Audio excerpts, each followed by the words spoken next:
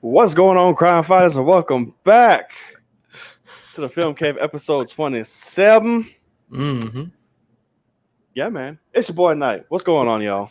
What's up, everybody? Logan Swish here.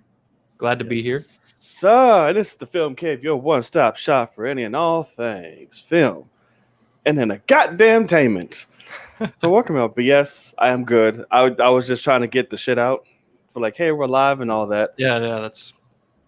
But then I'm slightly tired. I wasn't moving with much urgency. Well, I gotta admit, I was like, oh no, did his computer just freeze? Oh no, I was was just doing all that. I'm sure it looked like with my head down. I was like, yeah, no. Well, no, I can't see you, so all I see is whatever they see, and then myself grayed out in the corner. So I was like, he might just be frantic, and I can't get in. I can't put myself in. So like, we're just live with the screen up. Right. No, that would be some shit, would there? Yeah, no. Makes sense. But yeah, man, episode 27. Officially 27 weeks. Crazy. And we've been doing this. And we got a good show, yeah. I'd say. I'm very excited for one topic a little later, but I look forward to it. Thank you for stopping on by. If you're watching this live and on playback on YouTube or Twitch, we thank you guys for taking your time to hang out with us, talk some shit, share your love for movies, and just have a general good time. We always appreciate it. And there's a way that you guys can join this conversation. There are two ways, actually, which we'll give time towards the end of the show for you to do that. But the first is on Twitter. Use the hashtag AskFilmCave. Get your questions there. Will be answered here live on the show. Or there will be a link. If you're watching this live, that will be sent within the live chat. For you to join us here via video, you don't have to show your face. You can keep it all audio if you want. If you're shy, we get it. But you'll come on. There are rules. All right? There are rules for those of you watching who are new and don't know what's going on. So, you'll click the link. You will come on. And, of course, you'll be in the waiting room. Once you have been requested, once you have been summoned upon the Film Cave by Logan's, numerical order. That's correct. Right. You will come on. Hey, how you doing? It's nice. You'll give your question. You'll give your thoughts on said question. And then with love, you will be removed. We'll give you the soft boot. On the ass with a little pat, but like, thanks, buddy. Till next time. Right. Like Tony to Ant-Man. Just flick them out. Exactly. Flick out. And because we want to be fair to those in the waiting room, we don't want to stand up time trying to, shoot the shit and how's your day, this, that, da-da-da. We want to be fair. We'd love to hear all that if it was an empty waiting room, but that's most correct. Likely it's not going to be. So we want to be fair. Okay? So we will go over that again later as we get into the show, just to refresh so everybody knows and for anyone who came in late. Alrighty? Cool and gang. And before we get started with the show, there's one thing I need from you. I'm like Uncle Sam, but not as bad. Right. So, if you like what you see here, if you had a good time, if you like what we're talking about, if you like our flow, if you're all that good shit, the best way to show support, the best way to let us know how much you just love us or like us or hate us. Correct. Is to hit that subscribe button. And it's the cheapest way, too. Stick around. Yeah. Right. Stick around to kill all the hate. We take all of it. Doesn't matter. Helps us anyway.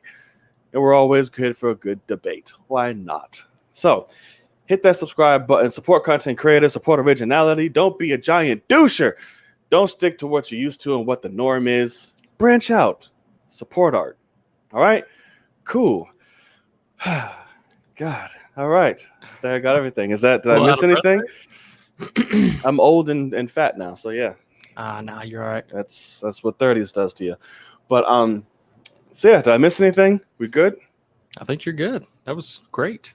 All right. Thank you. Thank you so much. With that being said, I think it's time to get into the show. What you think? You ready? I'm ready. All right. We got a good one today. Nothing crazy. Yeah, no. But we got a good one. We do. We're gonna make it work. We're gonna make it work. All right, y'all. So a lot of you know, but those of you who don't, me and Logan are a couple of nerds, geekiths, whatever you want to call us. And when it comes to the world of film, we'll talk about it any all time. Doesn't matter when, we'll talk about it. But sometimes there are other things we get quite passionate about. But the world of film will still rear its beautiful head into the conversation anyway because she's a jealous bitch. So Jesus. All right. just say it. It's what it is, you know? Yeah. So typically this is where we do things around here when it comes to our first topic. Isn't that right, Sir Logan? That is correct, usually. That usually, and what way is that? Like what goes on? Well, hold on. Yeah. Hold on. Okay, whole thing. Are you gonna do the intro? You haven't announced what this is. I haven't yet. Isn't that usually how it goes? And then I say it? No, you Fucking Nat. I had a Nat last time. Yeah. But no, you gotta announce what we're doing and then that is true. we go in the fashion. Sorry, like I said, I'm tired, y'all. My bad. All right. I'm fresh off of work. All right. So yes, in that particular segment is out there in the world. There you go. Where we just sit there and like I said, no, I have to sing it first and all that. That's what I was gonna say. We never did it like that first. Yes, we did. You go and we're gonna start this now, and then you go to the intro, and then you sing it, and then oh, and then she just say fashion comes after the thing. Oh man, God, he's been working, y'all. I mean, it's all right. You know what? Fuck it. Here it is. The world is spinning. It's great. We're gonna talk about some shit that ain't just movies, and it's out there in the goddamn world. I almost spit my water out. And it's out there in the world. There y'all go. Beautiful. And thank you so much. I'm going to murder this gnat and this entire family. It's like trying to, dear God, well, it's because there's so much light around here. Mm-hmm. But yes, it is out there in the world. Now, Logan, it is on you. Go yes. ahead. You know what's up. In traditionary fashion, we're going to start with me. And my only real thing I can think of currently is still film related, but it is something I'm very excited for, although it's not what I initially thought it was. But it is the announcement that there is a new Quiet Place film that will be released in March, the end of March, in 2023. And I initially thought that it was Quiet Place Part 3, and they've now, Deadline has now clarified that this is actually a spin-off with an idea straight from John Krasinski. So, interesting. You know, my immediate thought is maybe we see a different family. It's a 2-hour movie of nothing but the aliens. Oh, that's like, how it like 10 of the apes. He may, or what if he just goes full sci-fi and it's like spaceships and like they're just sending down these pods of aliens. That'll be such a jump. Yeah, but yeah, so I'm interested. I will admit I'm not as excited as I would be for an actual Quiet Place Part 3, right? Because you know I love this family, and yeah, but overall, I mean, I really dug the sequel, and I love the first one for sure. So I'm into it. But have you seen Part 2 yet, or still haven't yet? Never. I'm gonna go this week when I get my full amounts of money, since what I thought I was going to use it for got oh dear God, you were right. I should have just took that shit and just went. Yeah, dear God. But anyway, that's intriguing to me. I'd love to know what that story is about. I guess it's going to be another family, or maybe we can follow like Cillian Murphy or Shaman or something. I don't know. I'm sure we'll figure it out. In Krasinski, I trust right now, so I'm good with it. All right. Christina Ricci is going to be in The Matrix 4. That's interesting. Yeah.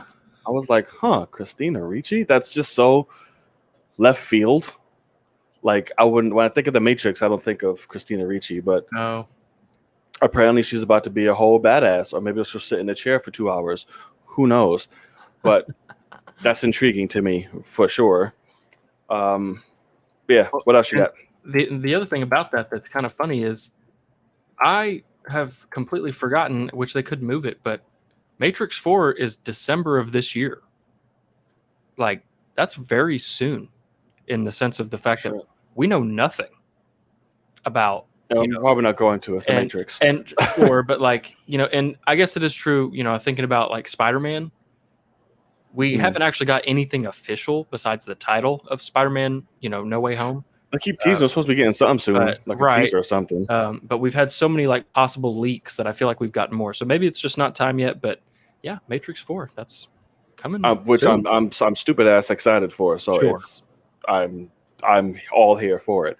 Yeah. I still wish that and John Wick 4 were coming out on the same day, but it's not anymore. So I'm really upset about that, actually, because I would have been down for double fucking Keanu in a theater. Both of those would be like an IMAX experience, and they can't both be an IMAX. Yeah, I know. Damn it. I know. That's true. I mean, yeah. Okay. Like Matrix is like for sure. Like I need to see this bitch on the biggest fucking screen possible. Yeah. John Wick, I'm cool with seeing it in like Dolby or something. Oh sure. And like it'd be great. Right. Like I don't need to see John Wick in IMAX. It was like I'll be cool with that. But yeah, I know. That's options. Double Keanu would be. He would be the one star that's like, fuck it, we're gonna just fight myself with the box office. Because he can do it, and the world would be just so happy. People would actually go see both just because they like him. Oh, of course, absolutely. Yeah. Shit, that would be like the biggest. Like we don't know what's gonna happen. I'm gonna keep seeing Keanu the same way. It's tied. Both movies are number one. We don't know. Yeah. Break all kind of records that just wouldn't exist. But yeah. So other than that, fucking Rob Zombie is coming back into making more movies. The fucking Monstars. Yeah. I'm like, what? Like, I don't know. I can only imagine what this film is going to be like. Like, sure. Rob Zombie's Monstars. Like, it's Rob Zombie. He doesn't do like, ha ha ha, like friendly, like type. It's going to be like strippers and titties everywhere and blood and gore and rock music and Satan all over the wall. And like, yeah. How you? That's gonna be interesting. His wife's gonna be in it. I'm sure she's playing the mother, the fucking Dracula mom, whatever she is. Sure. Because she's in every movie. She's gonna be in it.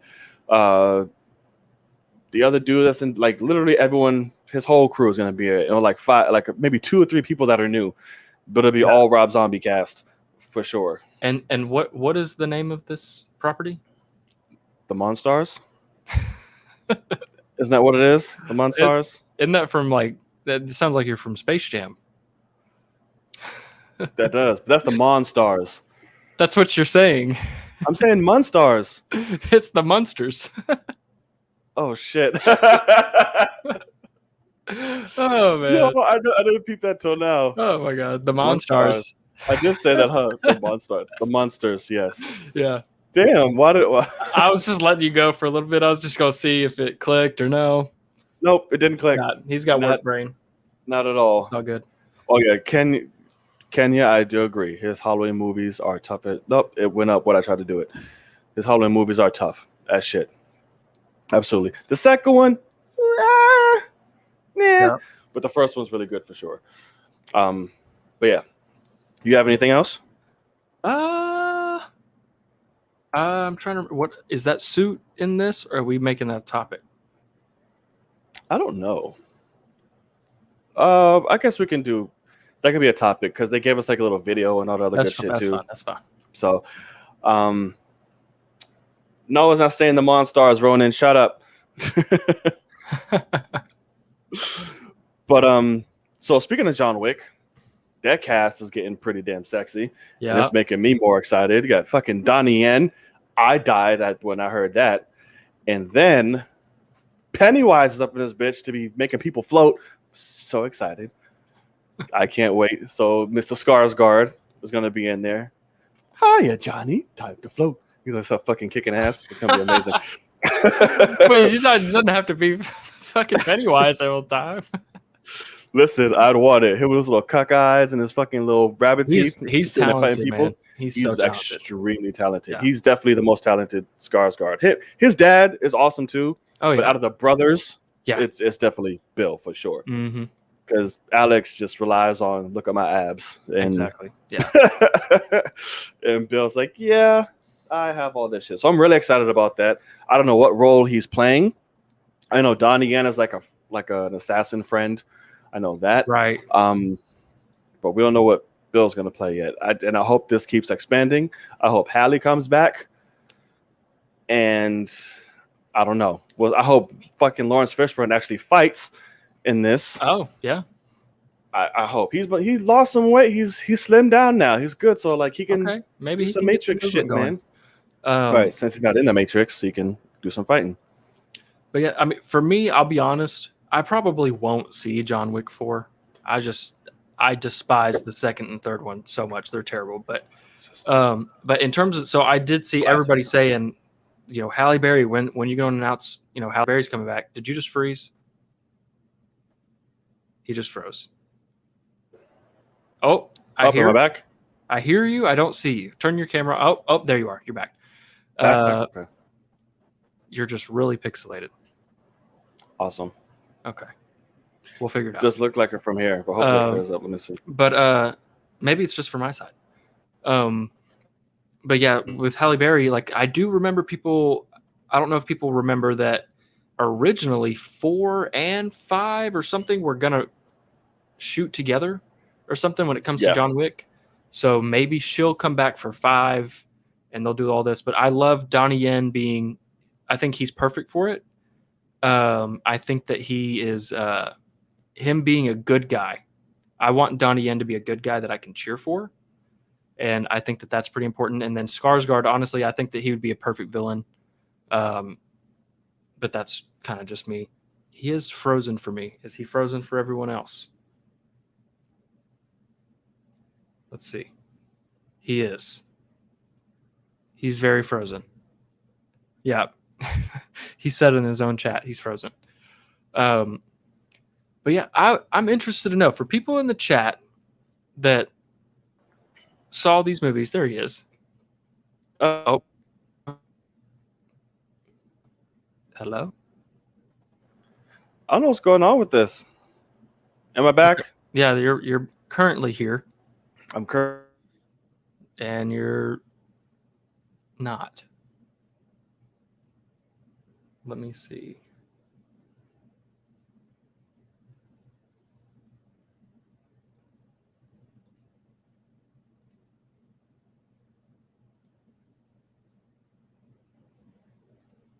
Yeah. Frozen. GG, you are not glitching. And he's gone. What about the series around the John Wick universe in the hotel? I'm much more down for that. See, look, my girl couldn't put her stuff away, and now it's on the full screen. But I'm much more down for that. I think that the world of John Wick is awesome. I still say I love the first John Wick, but I was just not a fan of 2 and 3 at all. Like, unless you literally are just going to see crazy, like, just action. Is that literally the only thing we're going for? I wasn't a big fan of the John Wick sequels, but the Knight's rebooting his computer. But I'd be interested to see what other people think, because the first one I still think is an incredible revenge movie. Incredible. But besides that, I really wasn't a big fan. I liked the Pitbull from the second one. I thought that was cool, and that was about it. But yeah, the Continental, that's what I want, to be perfectly honest. I think that that's really cool. But that's kind of it. I would be down to see like an HBO Max series on the Continental, to where they can go hard R, no holds barred, and give us, you could literally have an episode with a different assassin, and they all just stay at the Continental. Because that's the other thing too. They'll ruin the Continental if they continue to let people kill and fight in the Continental. So you got to take that away and say, keep the Continental, like the lore of the Continental is awesome. So I would just say don't ruin the lore and just continuously say like, oh, nobody ever fights here, but we're going to fight here. And like you lose the stakes. The second added more to the world. I like John Wick. To be absolute. Third one wasn't my cup of tea all the way. Yeah, I hear you. I mean, to be honest, like I saw the first one opening night and I was really, or the third one opening night, and I was really excited. IMAX, all that jazz. And the only thing I remember from that movie is the fight scene in like the antique weapons building where he has that scene where he's throwing knives and like he throws that axe and all that. Like that scene was crazy. It was awesome. The action was insane. But that's the thing is like I'm in movies for more than just action. And that's the only action I remember. Because at the end of the day, the choreography is great, but like I can only have so many, gun fights that I care about. And I remember, the other thing I remember about the third one was that the ending was literally like an old school video game where it was like, all right, let me get to this floor. Oh, there's a boss. Let me fight him. Boom, boom, boom. Beat him. Okay, next floor. Oh, there's two of them. Let me beat him. Okay, next floor. There's a bigger guy than the first guy. He's about the size of two of the guys I just fought. Let's beat him. And like he kept going up, and it was like a joke. And like I get that like it's a joke, but it was it just didn't fit the world. Like the world isn't meant to be a joke like that. And I really despise that because even he ended up fighting two guys and they were like, we respect you so much, like we don't want to kill you. And so he's just fighting them to fight them. Like he's trying to kill them and they're not trying to kill him. And so it's like the stakes are gone. Like they're not actually, they could easily kill him right now. So now I don't care that like I don't see John Wick as, unbeatable. So I don't know. Be honest, Ronan, I don't remember the second one at all. I wish I did, but I just don't. The first one, though, I absolutely love the first one. The lore of like who John Wick is. Like, you just killed John Wick's fucking dog. Like, are you kidding me? Like, all these people, and he's just like at home. He hadn't even done anything too crazy yet. And they're like, that's his dog. And they're like trying to make calls and like, hey man, sorry about that. And he's like, no, fuck you. And they're like, we're in a lot of trouble. If a film or show can carry itself great with minimal action scenes and great dialogue, then it showcases the writer's ability and the actor's art to portray the emotions. Yeah, for sure. It's taking its whole sweet time right now. Okay, Knight, I see you. Have you seen Nobody? Yes, I did see Nobody. I had a blast with Nobody because it knew exactly what it was. It was not as serious. It was a ton of fun, low budget, just batshit craziness. And yeah, I had fun with it. I had a ton of fun with it. I don't want to give spoilers, but the father in that movie, like the grandfather, I guess, but like Nobody's dad is fucking hilarious. And then the RZA's in it. What is the RZA doing in there? What up, Jedi Mike? How you doing, man? We are currently chilling because the Knight's computer took a shit. It just really, it's not happy at the moment. Here he is. You're all good too. You're fixed. I'm back. Jesus. Welcome. All right. Good job on the John Wick talks and all that. Yeah. I was watching. Very much so. Yeah. Dear God, I fucking hate this laptop. Yeah. That's all I'm gonna say there. But all right. The writer of John Wick 3 also wrote Army of the Dead. Hilarious. That's about right. He did? Oh, I didn't know that. Now everything's trying to like. I guess it was trying to. My shit was update at the same time. That everything's trying to hit my computer right now and open. Yeah, I'm like, no. Trying to boot up. Yeah. Right. I'm like, leave me alone. Like Microsoft Teams. I don't know anybody. I don't have a fucking team. Leave me alone. On that, you need to go. God, I do this all day long. In the bottom right corner, there's a little arrow. You need to hit that, and then you need to right click on Teams, and you need to turn it off from auto starting. Turn on boot, it opens. Just turn that off. It's so fucking annoying. Nobody uses Teams. Nobody. You really fucking enjoyed Army nerd. of the Dead? I'm so happy for you. Happy for you, man. Easily the worst movie I've seen this year. Yes, it's very harsh. Don't get started with that. I mean, no, actually, I don't know. Squad Storm.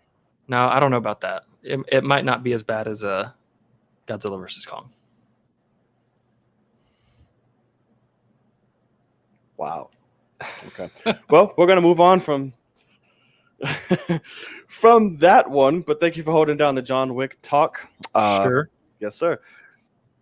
So, want to get into this real quick, which is another thing. Speaking of, great movies. Why am I so fidgety? I'm guessing you're trying to fucking come up. Yeah. No, damn. Relax. Okay. Anyway, so Fast 9 is doing great and amazingly overseas and around the world so far, and it hasn't even hit America yet. It has not. I'm very excited. 250 mil so far around the world, if I'm not mistaken. Yeah. It's just beautiful. I'm so excited for this movie. I just wanted to bring that up because you suck, and you, for whatever reason, just cannot get on board with family. That's what you know how this great it's doing. But I'm also just very excited. I'm glad that we're in the 9th entry, and people still are very excited for this and going to go see it. As much so, I'm curious to see what it does here in the States. I'm sure it's going to do quite well for itself. But it's word of mouth, I see a lot of good. I see some mixed.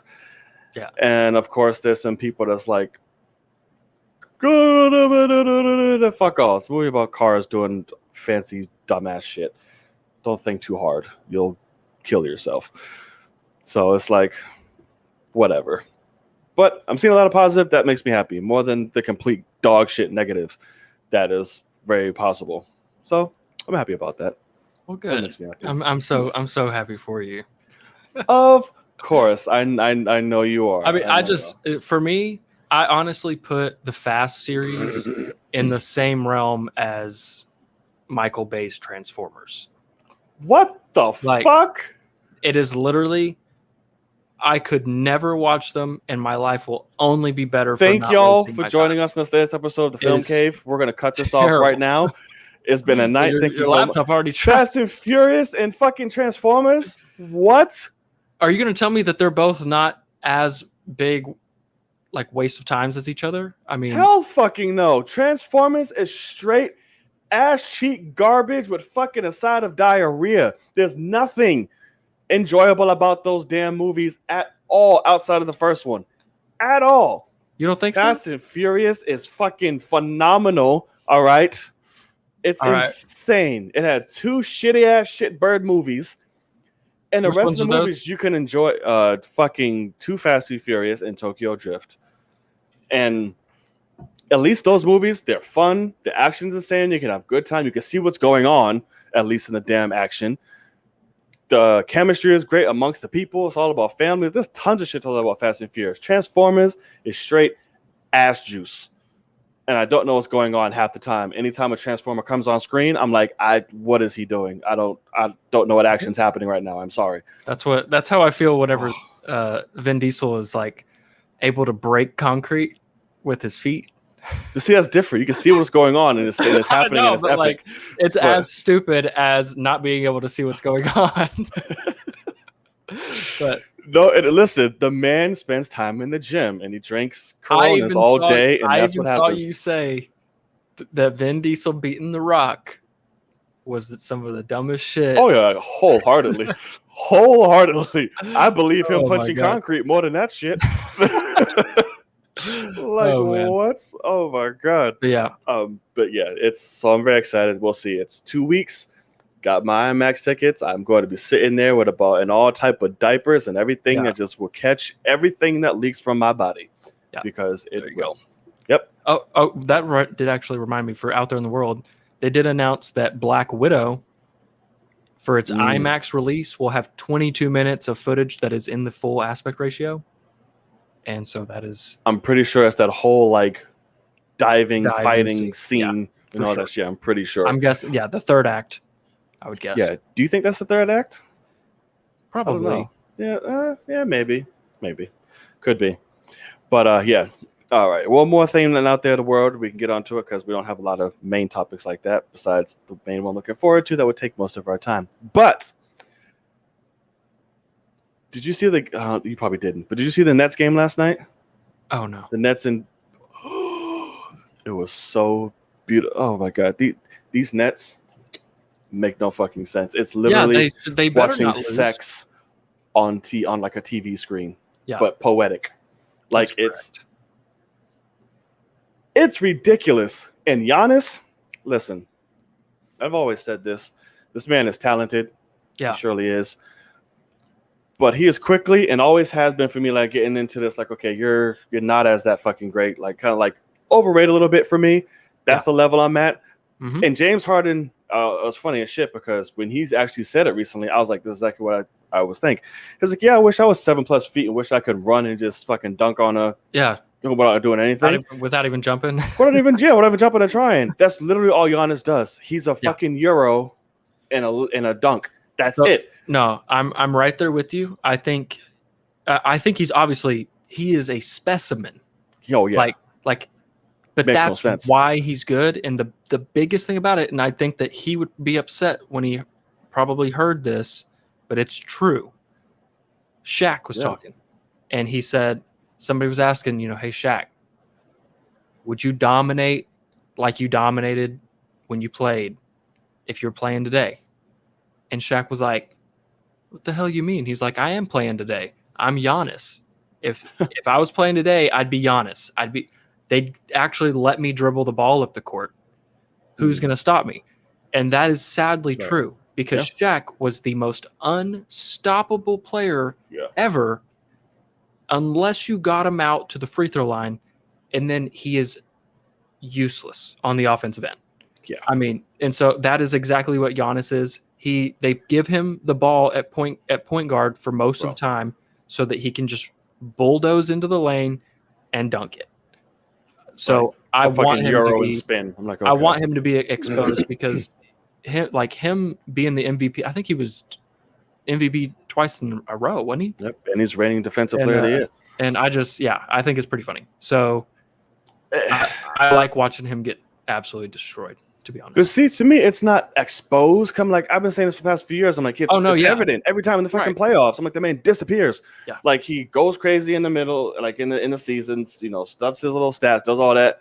But playoffs, gone. Like he's not a leader.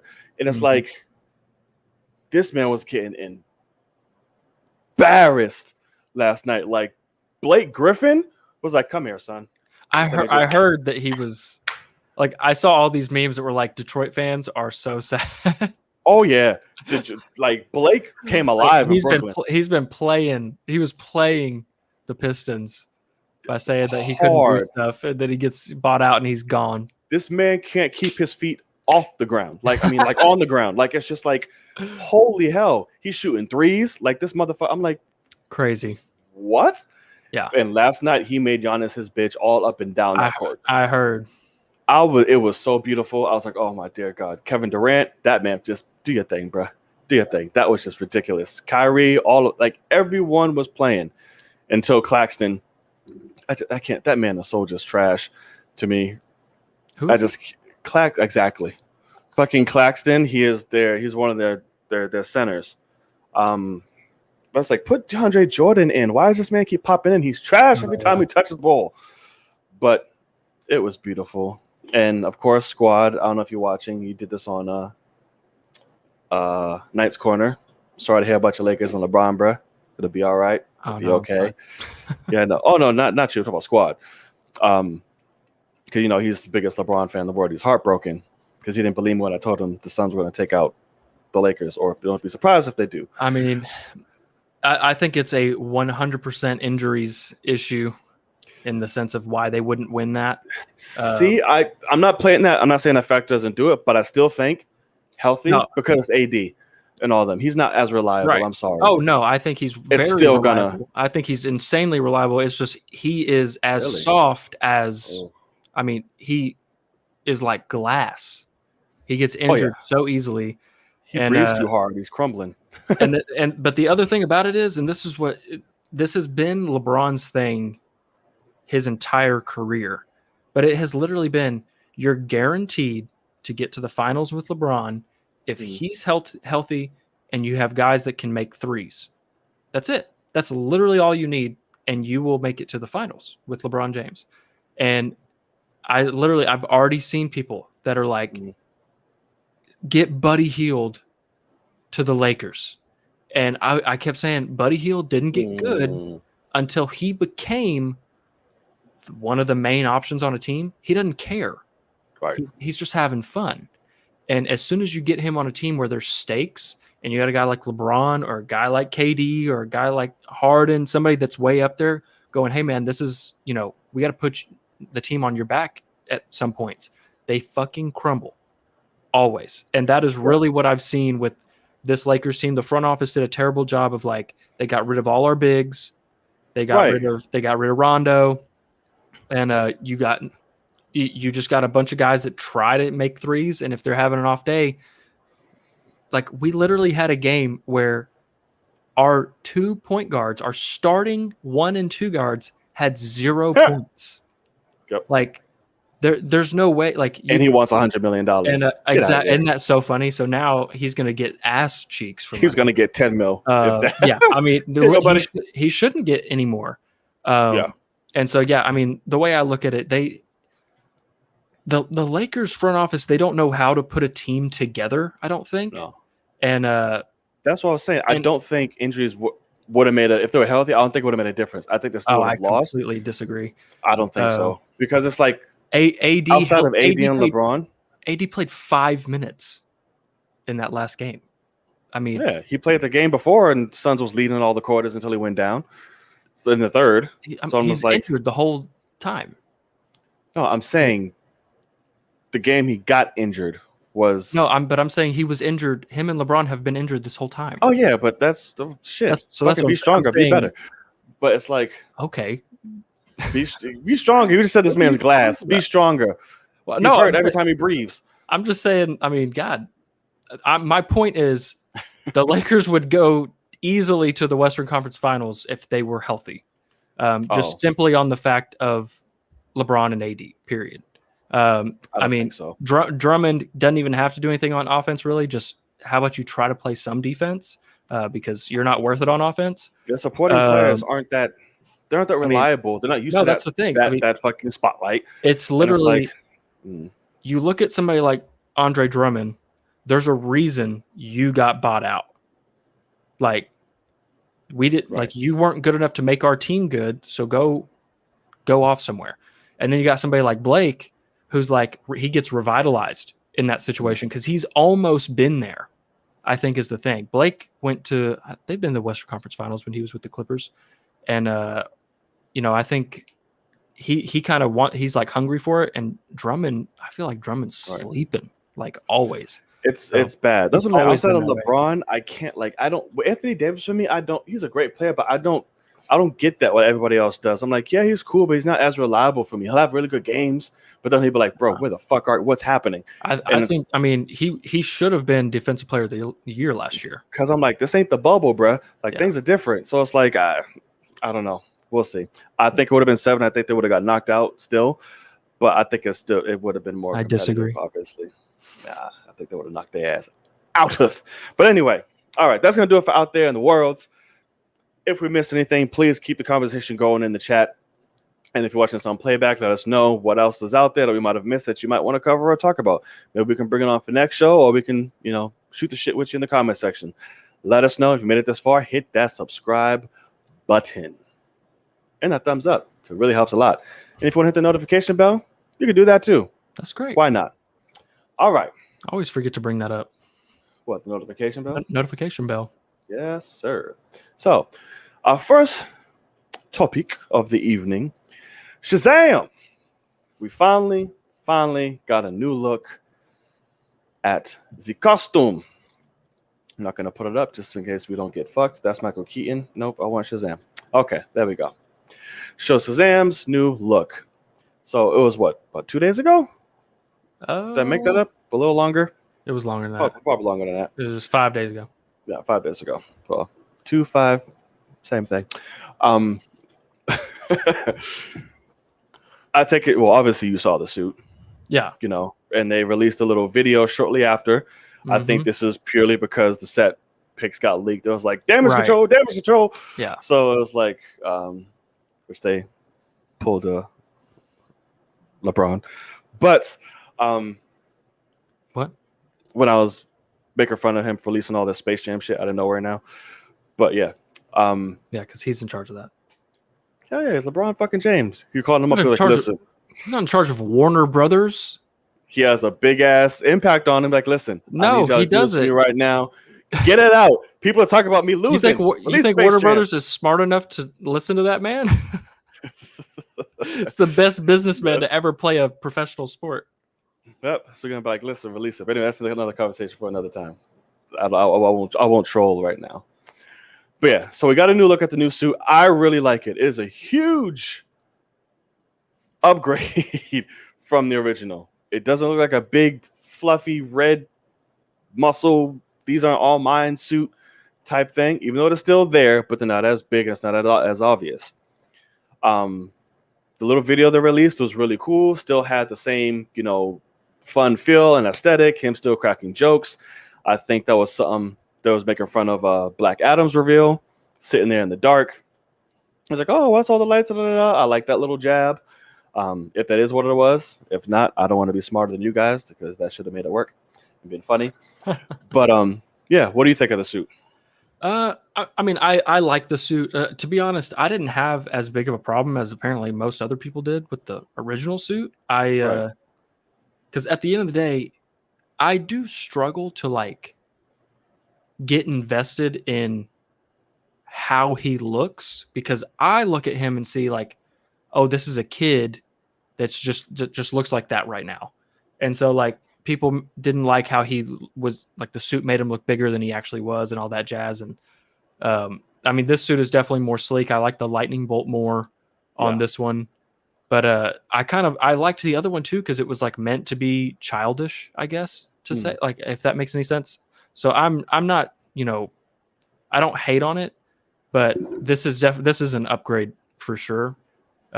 But also I will admit the gold on it now reminds me of like something from Power Rangers, but I think that's just how it's gonna be. Power Rangers.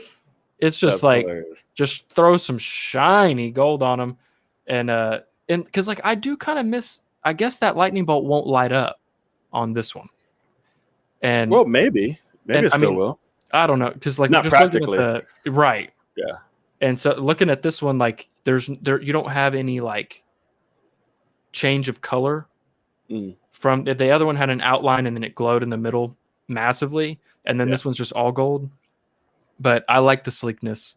It looks good. And I'm hoping that it looks awesome in action because it's going to have a cape in the hood and everything still. Yeah. That's what I'm excited to see it with, the whole thing and the cape and the hood and all that. I think it'll be really they did release one of that too, like but it was a set photo of like the hood, right? And the things too. I was like, oh, it looks really cool.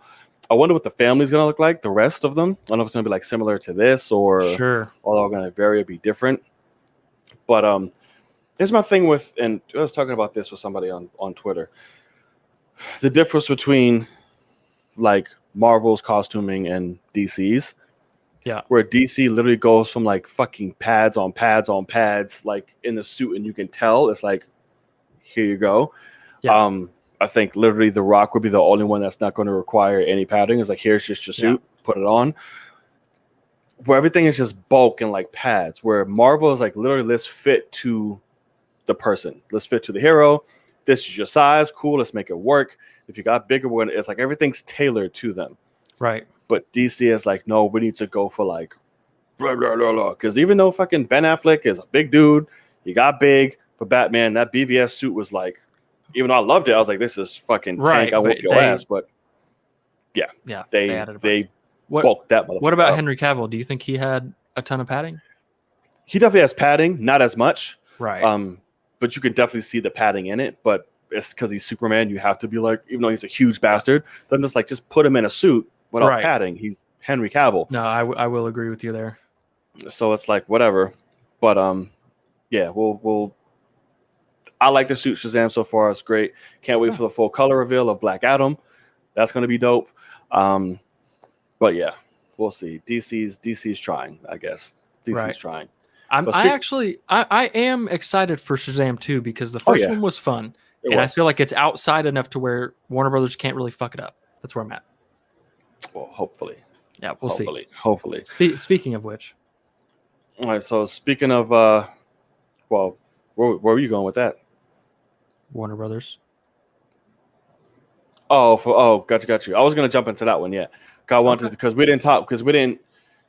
This happened, but we can be very brief on this, and I wanted to bring it up just because what you got? You're very looking forward to it. The rumors of another WB property that has been screened that apparently everyone fucking hates, and that is the Batman. Where are you reading this from? Do you not see that little thing that was going on for like a week? Yeah, about WB execs are like all from bullshit fake sites.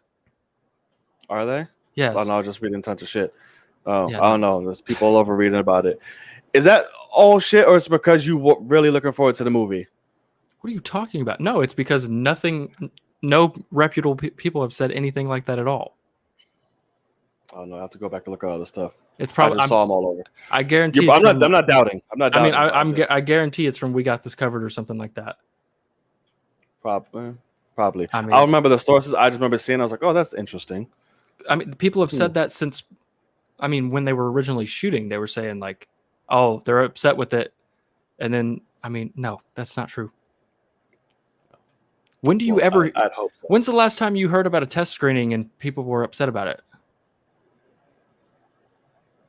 I mean, you don't hear that. I'm sure it was another DC property. I'm sure it's right there in my head. I remember the last time I remember something like that, it was BVS, and it got a standing ovation from its own fucking faculty. Yeah, really helped me out.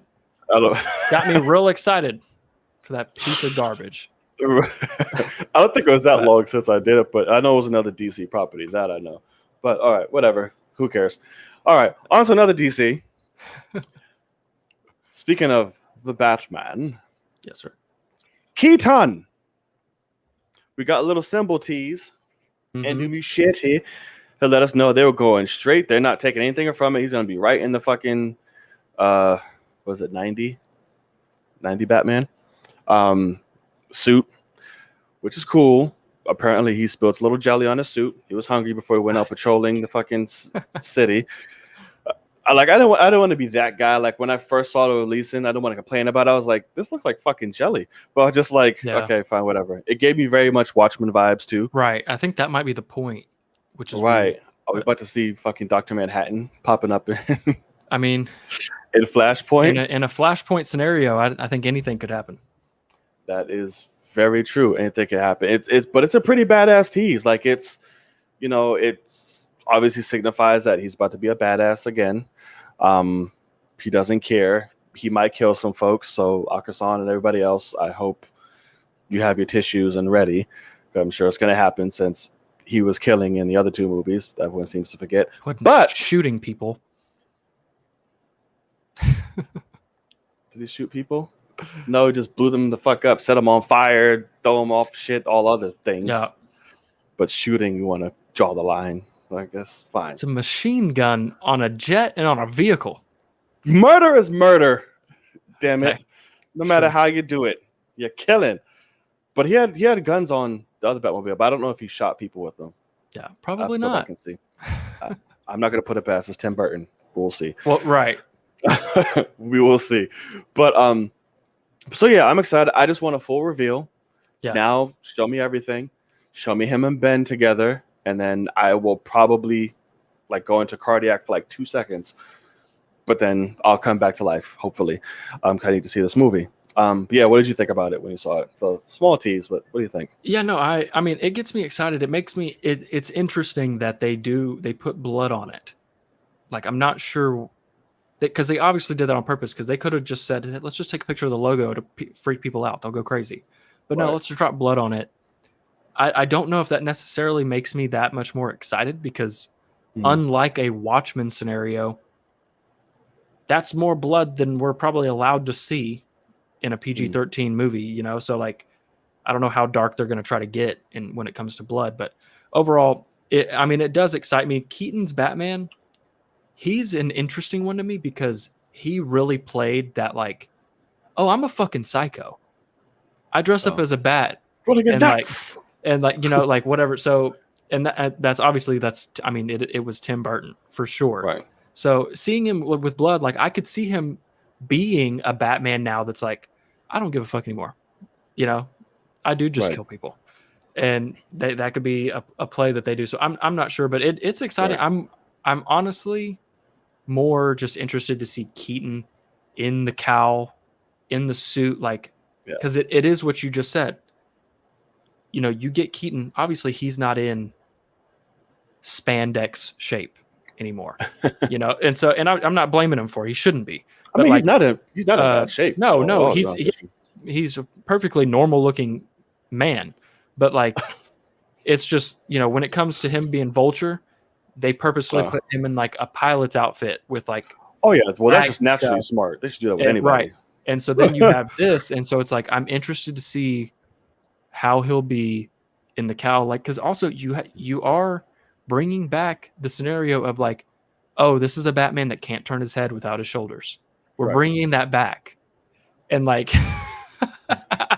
so like, it's a little scary. Kid just said he's also 5'7". True, and I'm terrified of that.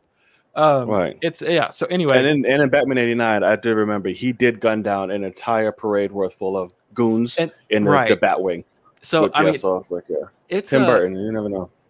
With this one, I kind of think I think he is a psychopath, and so I'm just kind of in with that. I guess, like, I'm interested to see what they do, but honestly, I'm also scared that WB might just bring him in and just say like, hey, you're going to be a pitch perfect Batman now, and that's not, like, Michael Keaton's a phenomenal actor. Let him be fucking batshit crazy. Like, I want to see him go like, what the fuck's the Flash, and what are you saying is going on? Like, you know, like, he has to do like bug eye Batman at least once. But like, what are you doing? Like, exactly. Crazy shit. It's like, that's the thing, is Tim Burton's Batman movies. The thought of that man with Ezra Miller's Flash, he should be wanting to slap the shit out of this annoying kid. I think it would be hilarious. So we have interesting things. I'm glad that he's like, yeah, sure, I'll come back and do this. You know, why not? It'd be fun. I wonder which Ben we're getting.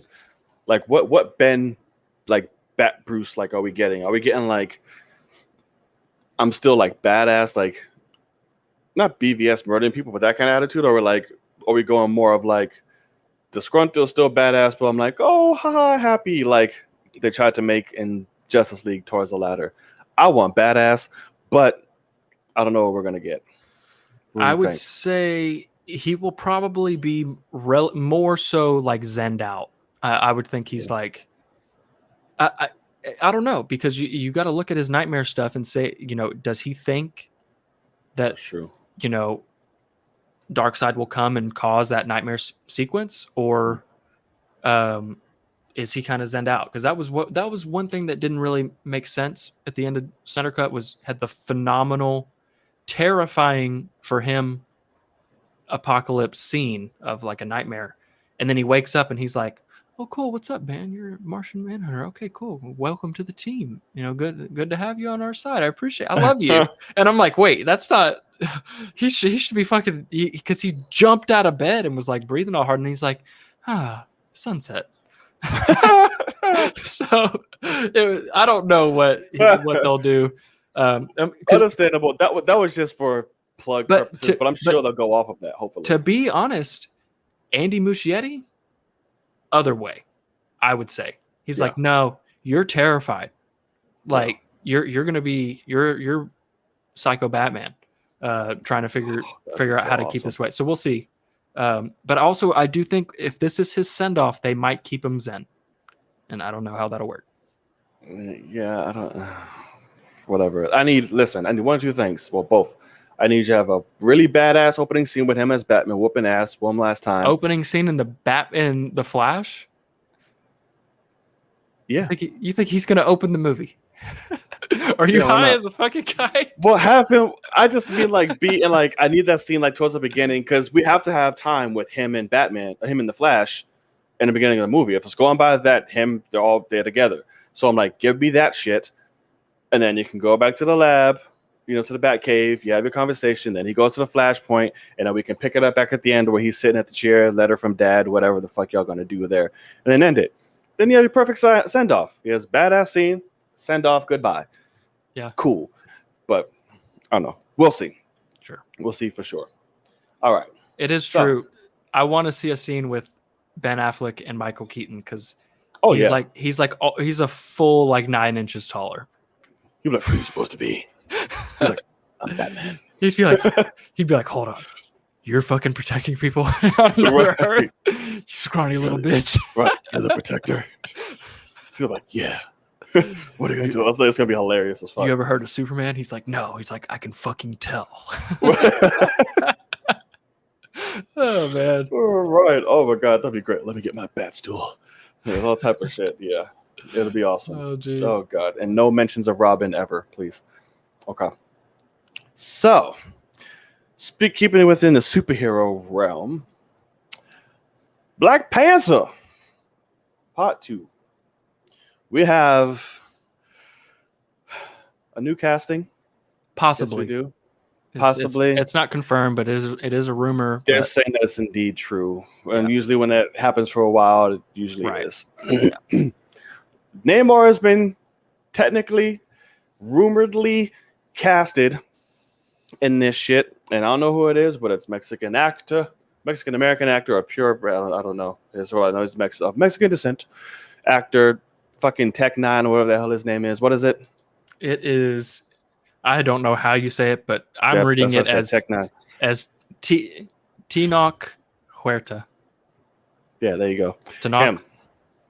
Him. Sorry if we butchered your name. I wasn't going to attempt it. I know I was going to fuck it up. Right. But that young man is cast as Namor. I'll let you go first. Oh, okay. I actually am interested to hear what you think here because I don't know this guy. I've never seen Narcos. I hear it's amazing. But I think it's tough for us because we wrote Namor ourselves. And so we made him of a different ethnicity. We thought that made sense. Made him the ethnicity he was. That's what I mean. Right. So Marvel coming in and say, no, we're going to change it up. Fine. Show me. And so the only thing I saw that made me go, okay, this almost could make sense. It still doesn't, but it almost could make sense. Is if they made Atlantis, and so in Mexico, there's supposed to be, or Mexico or South America type of area, there's supposed to be a lost city of gold. It's called El Dorado, whatever. And so somebody was saying, what if they make Atlantis and El Dorado one and the same? And that's where it brings in, it's Marvel saying, let's rewrite this to where we have more diverse instead of having, let's bring in 2 brand new Asian actors. I still would prefer the other way. Because honestly, looking at every picture of this guy, I don't know how tall he is, but he looks about 5'5", a little chubby. Not even that, and the face doesn't warrant anything of hero desire, nothing. Yeah. He doesn't fit the bill at all for me so far. Nope. But for all I know, he's Kumailing right now and he's getting fucking jacked. But have no idea. We'll have to see. But I'm honestly, this is sad to say, I bet he's a great actor, but I'm hoping that these rumors are just wrong. Fake as shit. It's just wrong. I hope whoever it was, I think it was the Illuminati. I'm hoping that somebody gave them shit, info, and they're just wrong because this does not work for me yet. So we'll see. And it won't. This is fucking stupid.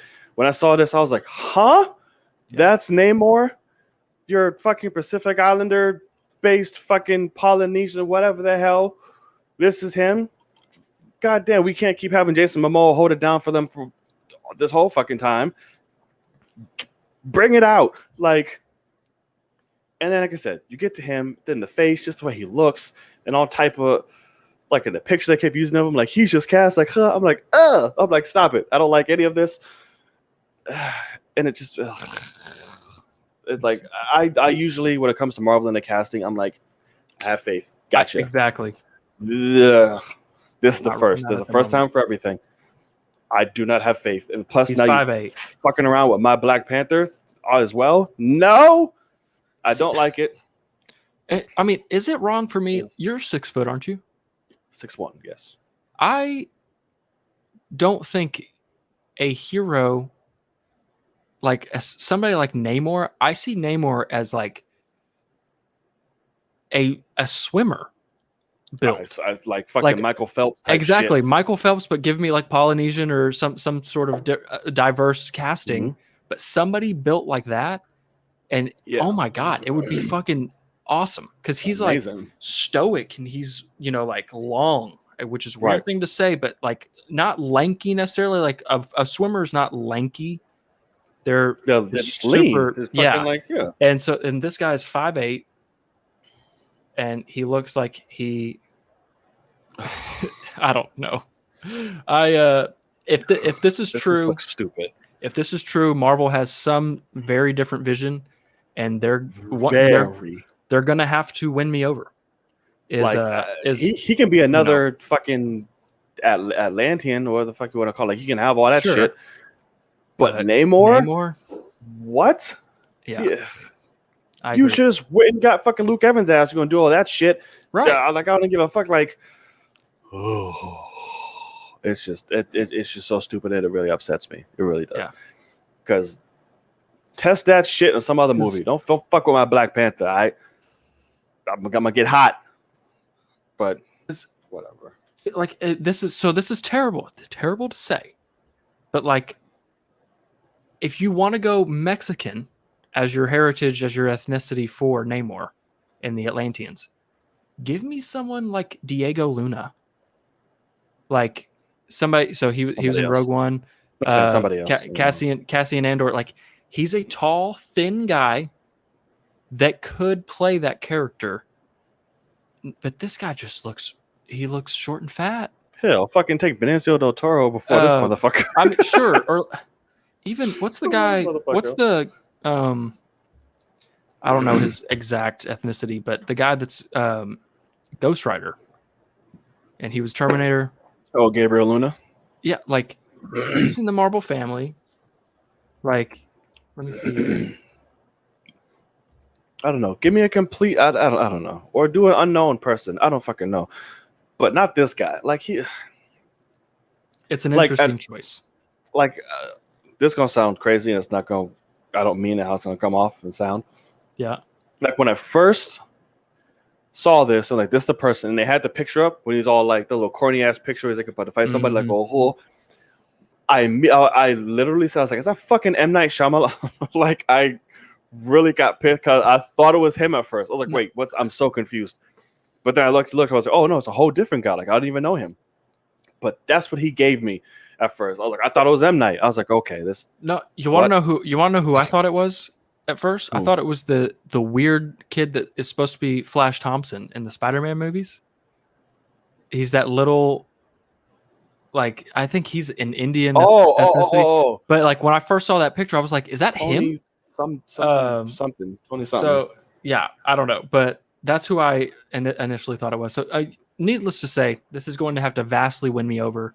I'm not with it yet. I'm not being won over. I don't. And I mean, I hate to say it, but I do see somebody like Namor, like a Wolverine, or like a Sam Wilson. Like I don't know how tall Anthony Mackie is. I'm guessing he's probably 6'1", 6'2", but whatever. But like, there's certain characters that can be short, but like a Namor, minimum 6 foot. Yeah, would be my thing.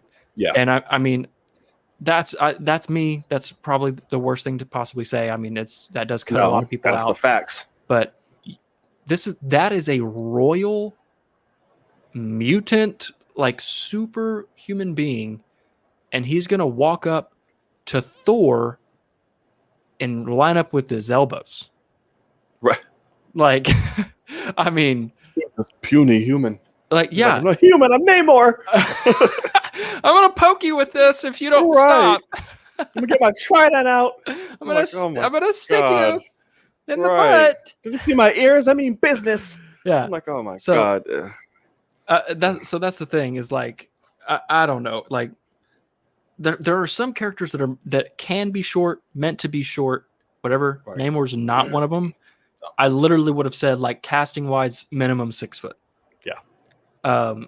So either this kid right here did the most incredible audition, and we'll hear stories about it 10 years from now about how somebody's cousin is in production. or I mean, well, I don't know. It's so crazy to think, but we'll have to see on this one. I'm nervous though, to say the least. I'm honestly hoping it's just false. I really am. Or he's just another Atlantean or something. That's Sure, like, fine, make that work. But I don't need him as Namor. Yeah. Ryan, what the fuck what's happening, Ryan? I don't. Whatever. Okay. So we have that. Before we get into the main topic of the evening, y'all, if you made it this far, please be sure to subscribe. Hit that thumbs up and hit that notification bell to be reminded when our faces pop back up again, as well as any other content, because we will have quite a few. So, Loki premieres tonight too. Dear God, I straight would have went to sleep tonight. I would have. Goddamn, thank God. Okay. So this is what I've been looking for.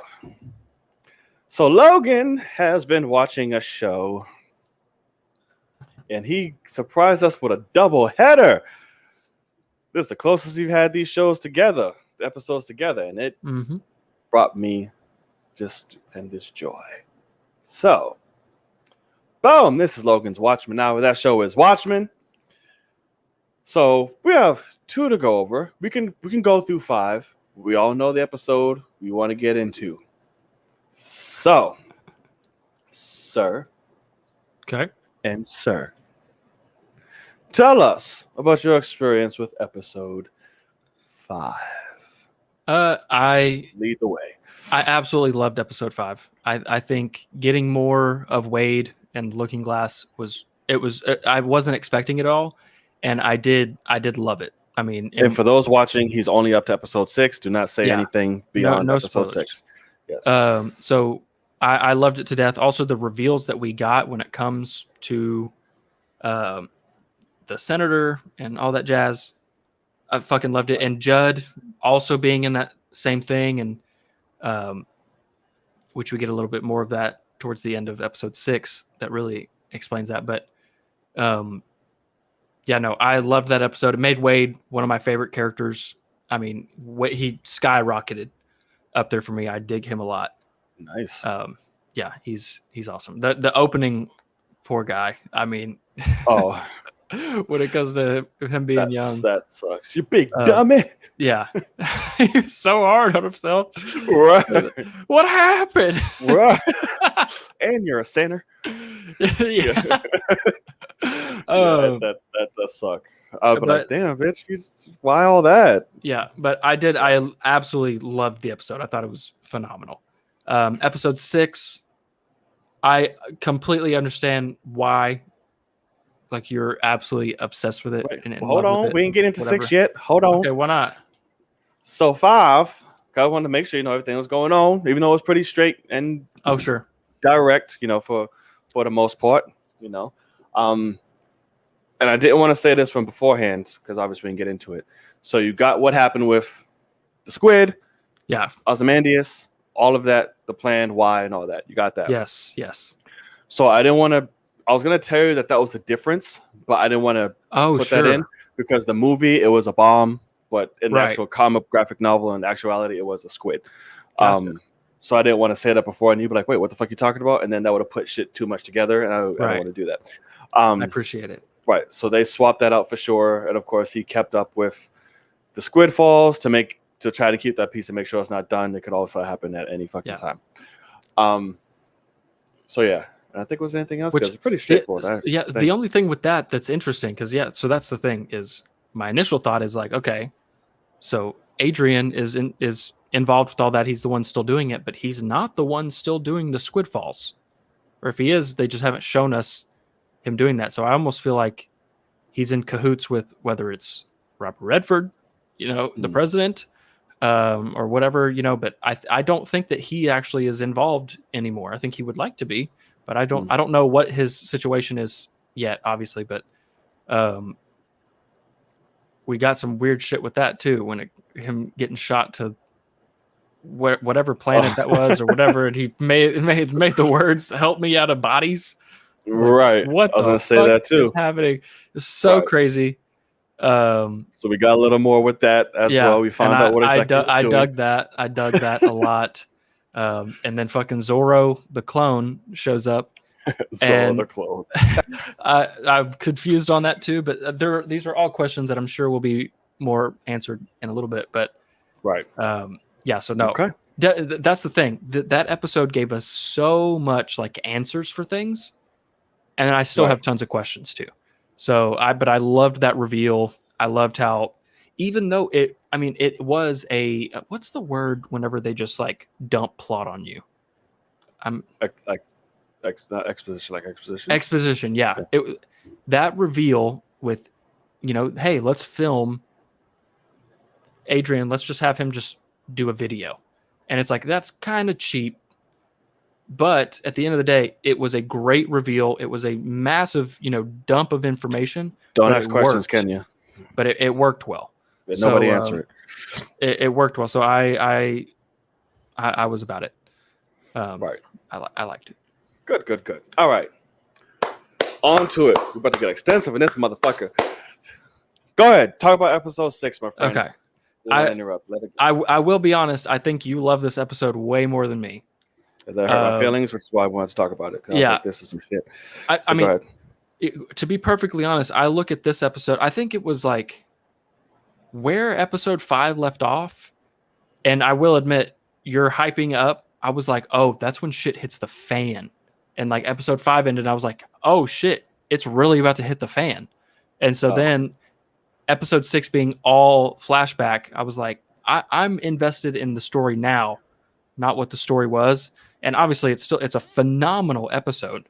And it made me invested in the past, but in place now. It took but it took it, it had to work to get me to be like, oh yeah, I'm okay with this being a flashback. But when it comes to the actual episode, I feel like that could just be a like short film, like a small movie.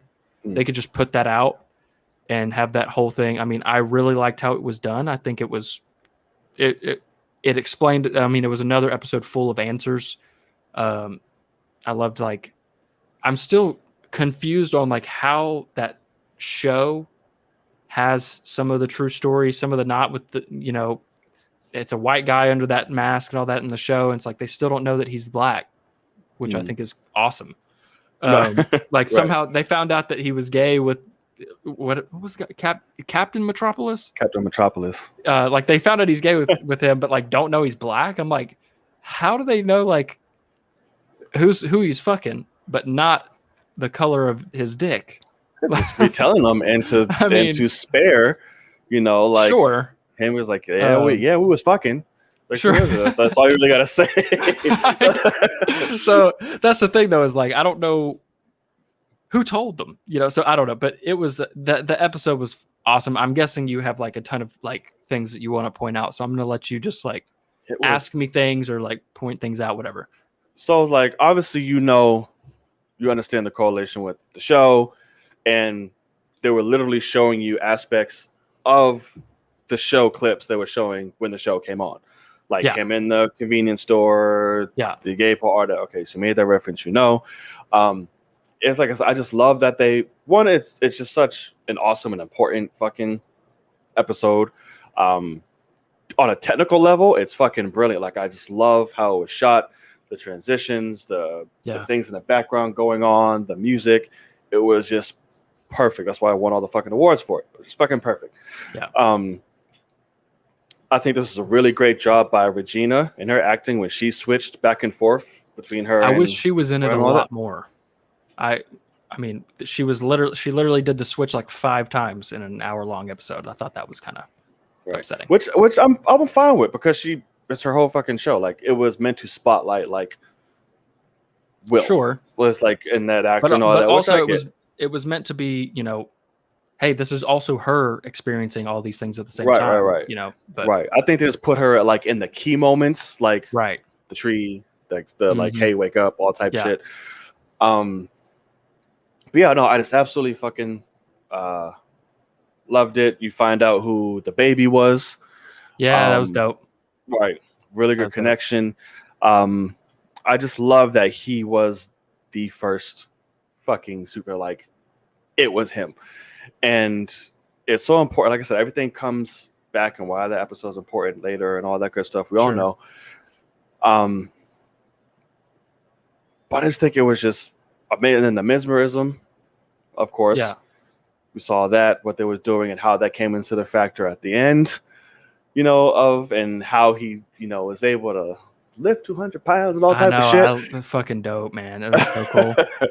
Yeah, that was really fucking dope. I remember seeing that. I was like, oh shit, like he brought that over, and that's awesome. Like, Judd had to push him to his death.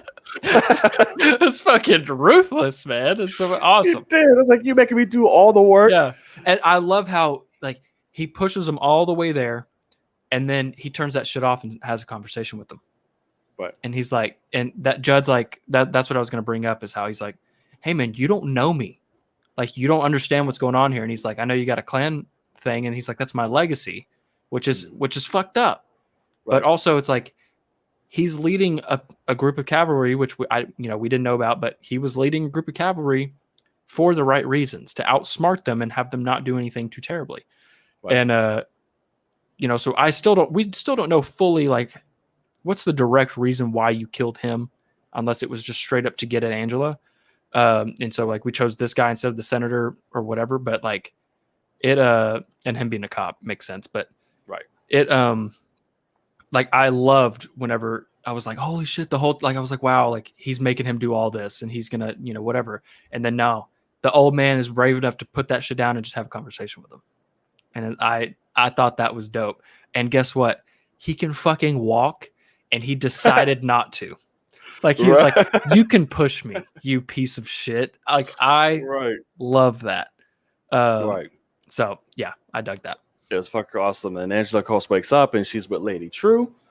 Yeah. It's like, oh, hey, and I love the whole concept of, like the pills, what they were. We found out in episode 5, the hard choice that Wade had to make. Yeah. As well, but completely necessary. Sure. To protect a friend. Right. Which is cool. She won't see it that way. At the moment, she's like, holy shit, like, what the fuck she doesn't know, doing? Because Blake is just an ass. A straight up asshole. But yeah, I just love it. It was a perfect origin story.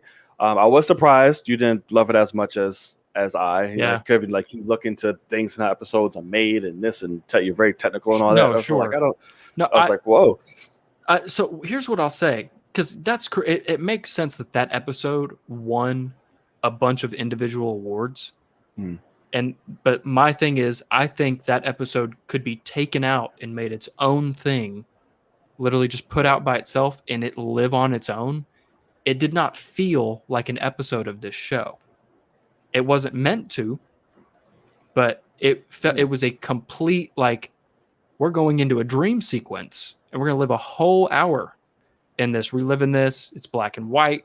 We have little hints of color that you won't understand until it's a completely different feel. And so for me, I just wasn't expecting it.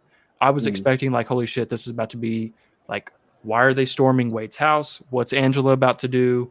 Like, what's going to happen to her with, and that's the thing, is I expected something to do with the memories of the grandfather because she chugged the pill. So I knew a part of it was going to be that, but I didn't know it was going to be a full, just, let's not even continue the episode of Watchmen until the final scene. Let's go back in time and just be, just tell a different story. The story it told and how it told it was beautiful. I just think it's I think it hit me at the wrong time. Obviously, it's the right time when we continue the story of all those things are necessary in the story. Like, it makes sense chronologically to tell it then. But I was like, I want to know what happens next in 2019, not 1936 or whatever it was, something like that. You gotta know. It's all important.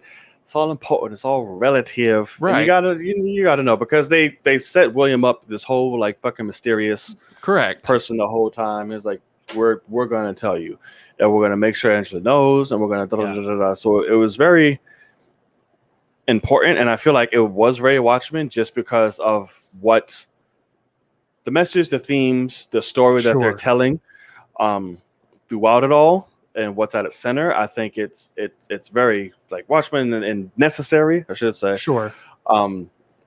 With that, but I can see like how it's like literally the in between. Yeah. From like the start of our story, boom, you get this character. Yeah. And who they are, and then that's going to catapult the rest of right the season in the story. But I think it's really cool. And there was something else I was gonna say. I completely just forgot about the shit. Everyone was dickheads in that damn episode, and it was funny because I thought she was gonna catch on to it with the Cyclops. With all that shit. Because I remember we did that on the show. We was talking about it before. Right. I believe it was Jedi Mike. So it was Jedi Mike. Yeah, I remember that. I thought he was like, oh, that's the thing that fucking. Yeah. But you caught two after it. Well, I mean, no, I like, as soon as the guy did it, I was like, okay, I know Jedi Mike did that, but I don't know what that, like, at that moment, I was like, I don't know if Jedi Mike is literally just making fun of that one moment, or is that going to continue to be a thing? Got you. Because they name drop Cyclops, but like, to be honest, when Jedi Mike did that, I thought there was going to be a scene in this show where somebody grabs like a suction cup dildo and like slaps it on somebody's forehead. Like that's what it looked like. It looked like he was jacking off a fucking unicorn. So I mean, I don't know, but yeah, so I don't know, but it ended up being very different, and I was glad about that. That's hilarious. Yeah, no, that was the call sign for everything, and the organization. But that episode, I think it's just tough because obviously, the character is vastly important, but I was following Angela, and then all of a sudden it's like, let's go back here and explain why he did all this. And to be honest, I feel like Watchmen, the show, had been the whole time, it's like, hey, you got to catch up. All that shit in the past is in the past. We're moving now. We got crazy shit happening now. And so it just kind of, it hit me in a weird way of going like, oh no, now we're actually going to take a full hour of your time to beautifully tell you a story about a character that also has, I guess, God, is that really like 60 years in between this moment and when you see him now, like on top of everything? Like, it's like this episode ends with him, and there's still a whole lifetime in between of other things we don't know about. So it's just like, what's he been doing for, 50 years? Because he's 100 and something. And so it's 100, like 105. So I don't know. But at the end of the day, it's a beautiful episode. It pulls no punches. Once again, that's what, like, I can't say it doesn't feel like Watchmen in terms of like the themes. The themes are the show. I mean, it's white supremacy, it's racism, it's all those things, and it pulls no punches there. It's just like Watchmen has been a show like you're watching like the funeral scene where the suicide bomber shows up. It looks like it was a real event, like it was filmed. Like, holy shit, like at this funeral, a guy shows up and was suicide, but like it looked real. And this one, it was like, it's meant to be a dream sequence. It's very artsy. Right. I don't do well with artsy shit. Like, you couldn't pay me to watch La La Land for a second time. I'd rather blow my fucking brains out. Or like Birdman. I fucking hate Birdman with Michael Keaton. I could not stand that shitty. I couldn't believe how much it was loved. And so I think I almost wonder if that is like why I got the same. It was like artsy, and I was of the assumption with how you hyped it that it was like, oh no, this is when it becomes like an epic, like crazy fucking batshit episode. And I was like, oh okay. And then all of a sudden it's artsy, and I was like, I feel like I got something taken from me. And I was like, I never said but that. We just said it takes off for fucking. And we talking about how amazing that fucking episode is. And well, yeah, but you're like, that's when shit gets crazy. Is like you need to look out for that episode and all that. And so I didn't know what to expect, and that's on me, obviously. But it was just, of course, and that's what shocked me because like if that episode didn't take anybody away, I was like, what the holy shit, this is amazing. Yeah, no, I was like, wait, what? And that's what surprised me. It also, for me personally, I've thought the whole series was amazing. So this episode, I just feel like is on par with what it's doing. It's just a completely different. It's it's a brand new thing. So it felt much different than what they were doing, and so I can see why that episode won awards and things like that, because it's literally like a director going, hey, we're going to do a full departure creatively, everything. It's going to be this world, it's going to be that character, but we're going to go batshit crazy, like knock everybody, like it was like a WandaVision type of thing. Like that episode was like the first 3 episodes of WandaVision. They're interesting, they're important, but they're artsy, and I don't know why. And so I'm like, it caught me off guard, but it's a beautiful episode. It was absolutely beautiful. And I love that, like, he is the OG hero. Right. And I love that, like, Angela does not give a fuck about about hooded justice. Right. And that's because she thinks he's white. She's like, I don't give a fuck. It's the first hero. Of course he's white. He was with a team of white people, all that shit. And it's like, no, you're like, that's your grandfather. And like, that's dope to me. Like, I hope that we get something where it's like, little does she know, like it's in her blood to want to be, a hero of some sort, or like help people, like, because just like her grandfather, she became a cop, and some shit went down, and she had to put a mask on to continue kind of what she was doing. And so I love that symbolism in the mirror of that. And I hope, because what he said is like, she's gonna hate me because I'm gonna betray her or whatever.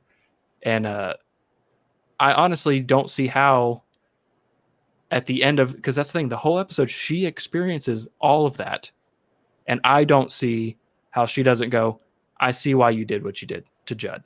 Even though I loved him, it's quite obvious that like she just had to live that.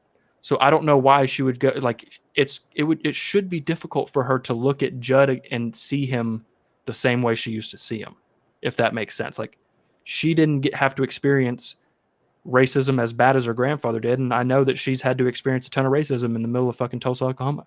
So like, I like what I like the mirror of it, and I hope that what I'm guessing they're going to get to sit down and have some sort of conversation, and I hope that she's not just like pissed, because like she just had to live through like a bunch of his terrible moments, and I think that she should understand, because she literally had to go through his motions and like say what he said. And so if she doesn't have empathy, I'm going to feel like it's not right, but we'll see. Interesting, for sure. That's just me. Of course, I won't lead you down the path. I won't lead you astray for what you're assuming, thinking, or wanting, or whatever you have said. But the show is not over. Correct. Things could happen. They could add to things. Are there any giant episodes of flashbacks anymore? Or are they all moving forward? Okay. I'm not. Only only to prepare you for it. Not giant, but they're there. I'm fine with flashbacks, but not. I don't want another hour of flashbacks. I don't think. Yeah, no. It'll be like center folded around. Yeah. Like a flash, but it'll keep going back and forth. Like it won't be that's like what I did. Oh, here type shit. Yeah. Just so now that I know that flashbacks aren't your jam. Well, and no, I mean, it's not that they're not my jam. I love flashbacks. It's just, it depends on how they're executed. And this one is executed beautifully. I just don't know if it worked for me in the sense of what the story is doing. Like, right. I don't know. Like, I almost hope that this next episode goes back and like follows Wade right at that moment. Like, I hope this is a whole other episode of that same day, but like over again, because Angela's just been sitting in a bed. What happened to Wade? He was getting, attacked. So I don't know. We'll see. Because I feel like I missed out on like it was awesome what I saw, but like I need to see what's going on now. And so I don't know. We'll see. Touche. What do you think is the deal with the teleportation device? I have no fucking clue what their plan is with that. Because, okay, I'm guessing this will be explained at some point. But at the beginning, I think it was episode 1, the cavalry's taken all the watch batteries. And like, is that what powers this? Or is that for something else? Okay. So like that's a little weird to me, but I haven't seen the show in a while. I don't know. No, that's a lie. But yeah, no, I have no idea why they're doing the teleporter, but I love that. That's one thing too. I was saying with Wade, did he just freeze again? He's out. God damn it. Oh, I'm coming back, but it's gonna be a fucked up thing. I gotta unplug my webcam and shit again. Oh, gotcha. You can hear me though, right? Yeah.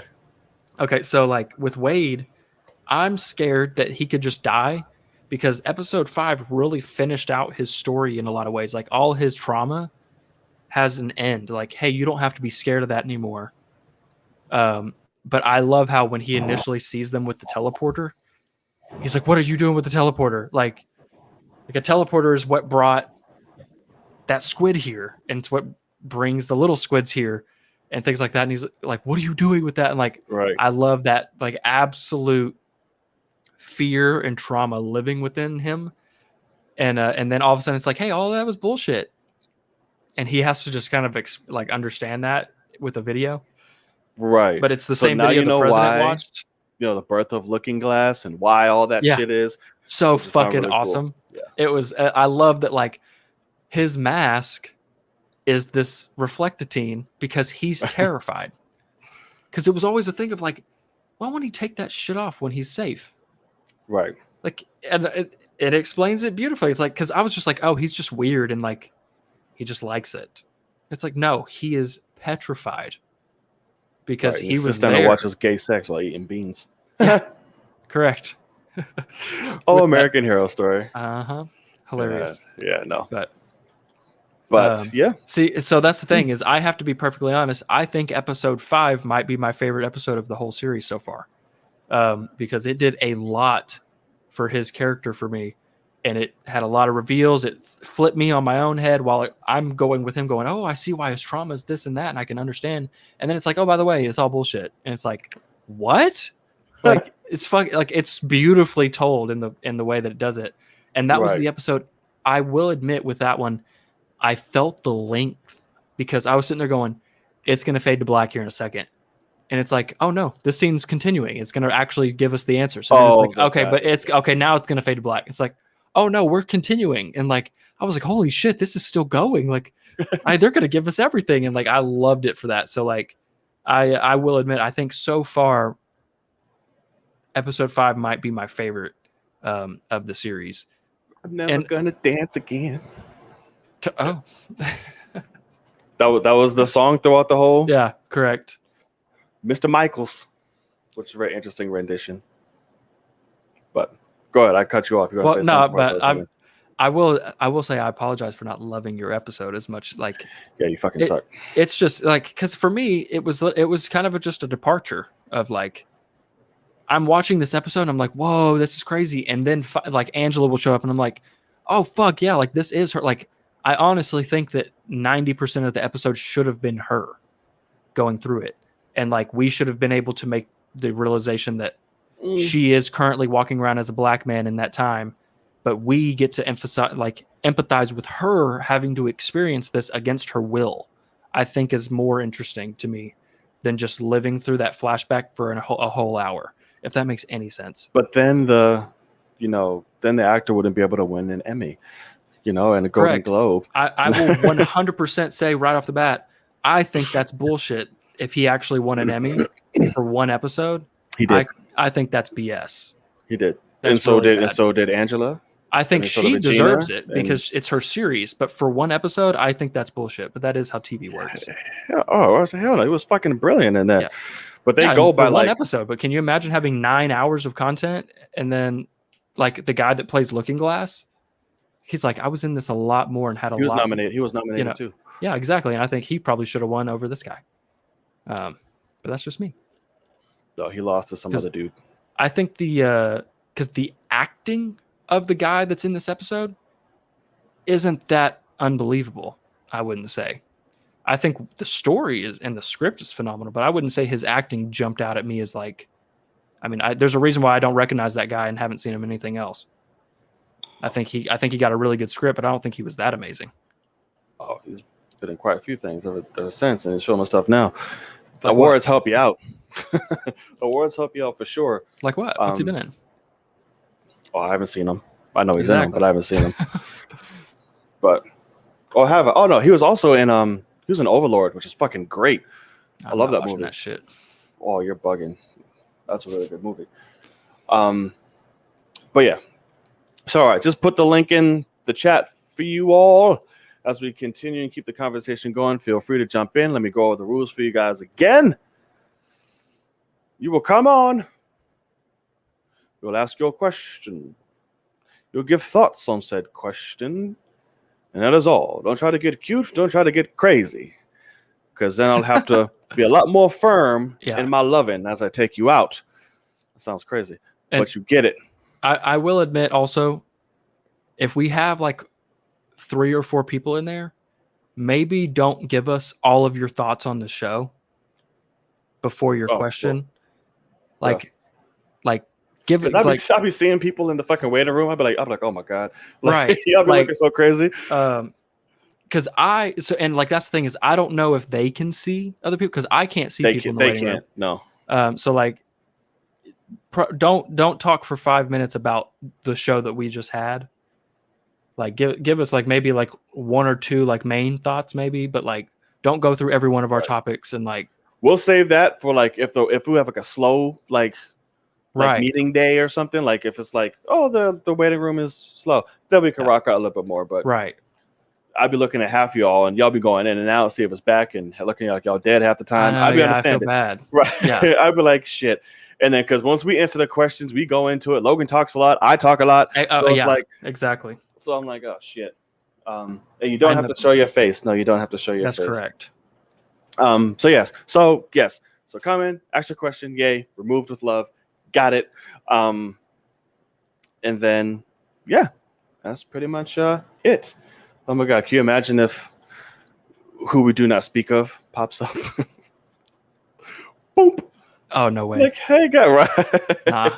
Oh my god. I wish I could talk. I was telling because I told my boss about that scenario when it initially happened, and we're sitting there at a client, and I got that message that I took a screenshot and sent to you, and I just busted out laughing, and he goes, what? And I was just laughing. He was like, something for when we leave our client. I said, that's correct. He's like, okay. And that was God, it's so funny. Oh my god. I wish we could talk. We'll talk about it at some point. That's at some point in life. We'll talk about it in the show. Smile. Oh my god. Sweet Christmas. All right. So pretty good so far. So right now you have options 1 and 2. 2. So coming in at number 2, weighing in at however the fuck he weighs. It is the man from the Order, the Jedi Order. It is Jedi Mike. Yeah. What's up? Hey. What up, man? What it do? Okay, with the dragon house in the back. That's some Game of Thrones dragon shit, right? Mm-hmm. Yeah, Logan called me out on that. Yeah. Yeah. I did. This is a Targaryen. What the fuck are they called? I got Are they Targaryens, and I got the Targaryens? Stark. He's got the Starks. Oh, name I in didn't it. see that. I didn't see the Stark Yeah. over there. It's cut off. Okay. Yeah. I was like Targaryen or something with a T. What's going on, Yeah. brother? Going good. Good show and stuff. Yeah. Listen. Thank I can tell you the trials of a YouTuber editing is a bitch. And I Welcome. literally did 2 reviews of I did Cruella, and also talking about the sequel, and also talked about Quiet Place review and the spinoff. And both those things, my PC is shit, so I just got a new one. So and basically just delete the footage. So I have to redo them all, Oh So yeah, no! so it's all good. But Shit. the trials and tribulations, right. we We don't all give have up. that happen. Oh my! The So- feet getting wet. I They're will. throwing you into the deep end. So Jedi Mike, since I know that you're a computer guy, IT guy, so years ago, because I've been doing this for years, I had everything Oh yeah, it's great. hair. YouTube related, career related, and school related, all on one external hard drive, and it was a normal hard drive. And I'm sitting in bed editing a video, and my hard drive slides off my lap and slaps the side of my wooden bed frame and crashes the drive. Everything's gone. And I had to have this relate. It was with homegirl from back in the day, and I looked at her because I picked it up. I was like, no. I picked it up, and I just hear it going, zzz, zzz, zzz, which if you hear any noise in a normal hard drive, No, it's done. no. And I looked at her and I was like, it's got everything. Mhm. Like I lost my entire school, like all 4.5 years of school. Dude, don't gone. start it. Damn. Don't Like even I start mean it. everything. So like Held back. it was crazy. So you lost 2 videos. Congrats. That was it. And now you've learned every It's lesson the beginning. imaginable. Oh yeah. And you'll that's a good 2 to lose. The first 2, because now you can just make them better. Right. I mean, yeah, just you know what? I got out of my system. It's self-testing. It's all good. Exactly. But yeah.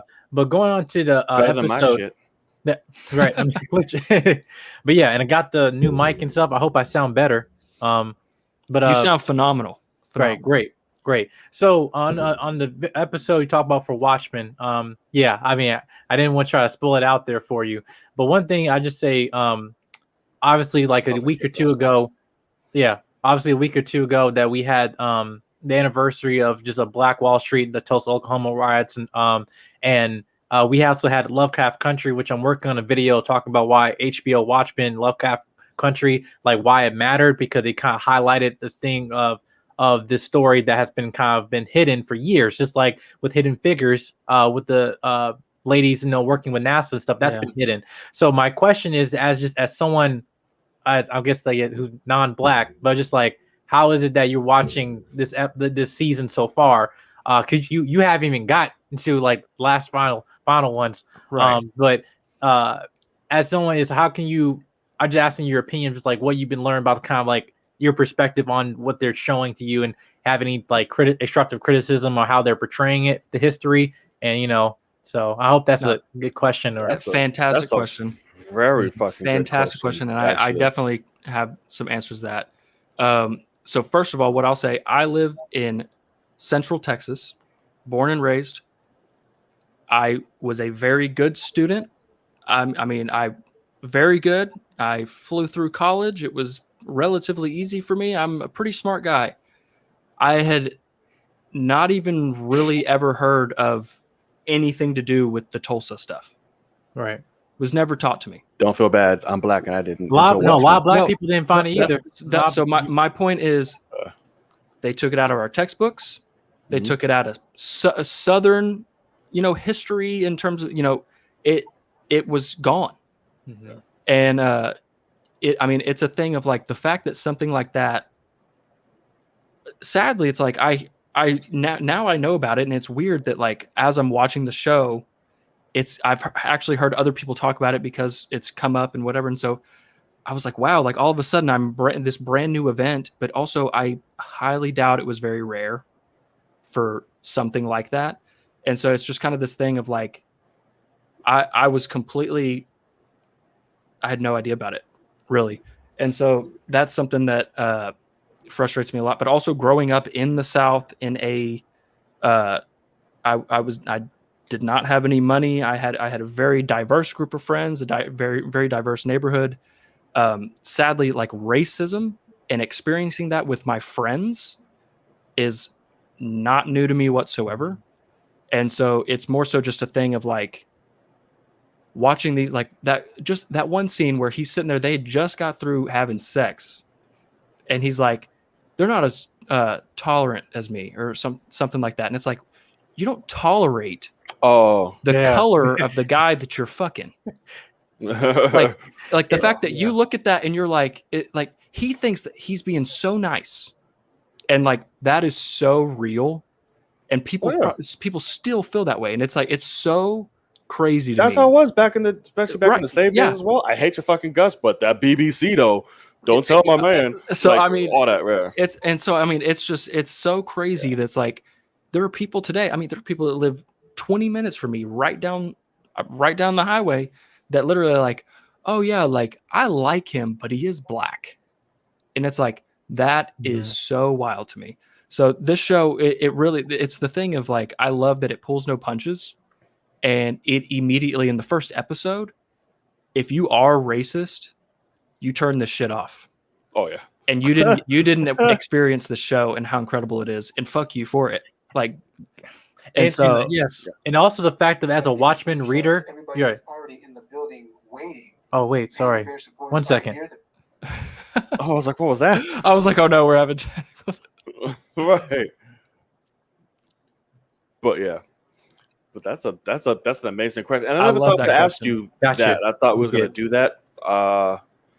Like towards the end, I was gonna ask you that, because obviously, given the subject matter and being, a Caucasian man, I was gonna ask, how relative, how you felt about it, the subject matter, all that good shit. So it's like, good thing that Jedi Mike, you really brought that up. That was a really good question. Yeah, and I don't want to stay long. I don't want to stay long because I know Rona here. And shout out to you, brother. He had a good review. Quiet Place the other day. Check it out, y'all. But yeah, I just want to support and love. We got to. That's how we do it. But yeah, it's going to also The Boys as well. Even the fact of the similar lines of Stormfront, when she said like how she used to be in the Church of Collective with A-Train, is like, oh yeah, I used to be in the church, but they start letting everybody in now. It's right, I was like, that bitch. yeah. But yeah, and we had Soldier Boy that came out the other day. That's true. We got a first second Soldier Boy. Who? Okay. Oh dear God! See, that's when the Caucasian comes out. You see when I don't watch The Boys, so the fact that there's a character that's supposed to be badass called Soldier Boy with a hard R, we need to get you laugh. Like, this is the you don't watch The Boys, and then you equating Fast and Furious and Transformers, my bro. Come on, don't bring that back up to me. I had to relive that already about that little fucking comparison. So don't remind me again, Jesus. But anyway, brother. Plug yourself. Where can the people find you? You can find me officially at the Jedi Mike 7 YouTube channel. I do a bunch of reviews, news, and truth. That's the topic of my content on my channel. But also, I'll be dropping a lot. Actually, next 12 hours, I'm going to be dropping a lot of stuff. Cruella, Quiet Place 2. I'm going to do a Loki review. And then I got other things tomorrow. I'm going to be breaking down the film The Color Purple and the implication of that film, in terms of community and stuff. So I have a bunch of stuff coming out in the next few days. But you can find me at subscribe at Jedi Mike 7 YouTube channel.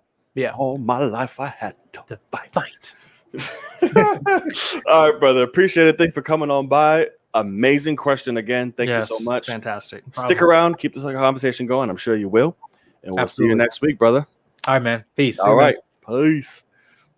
Yeah, all I did was watch his like channel trailer thing. I still haven't allowed myself to do that because I just can't. Like, I can't talk channel to the trailer and like try to say like, oh, this is what I do and whatever, and not sound like an idiot. He's so well spoken. I was like, God damn it! Like, he tried it out of the park. It's not. It doesn't work. Stupid. It doesn't work. It doesn't work for me. So he's already a better person. Yeah, he's a better YouTuber already.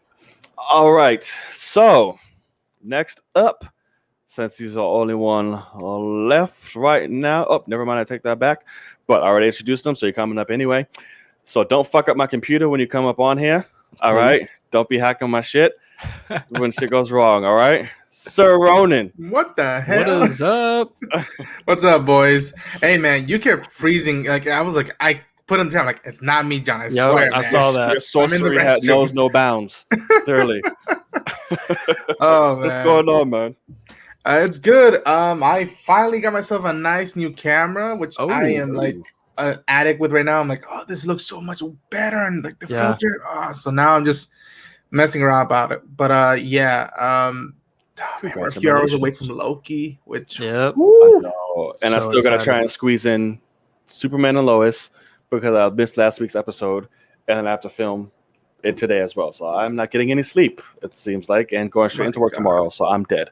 my respects, yeah. man, to anybody who does all the shows. I give props to them. Yeah. Like, I wish I had that time and energy to watch all the shows. I truly do. Like, I'm not, can't do it. but you know, That's fun. It's just the editing that's a bitch. yes, Right. That's yeah. true. But yeah, what you got for us, Mines?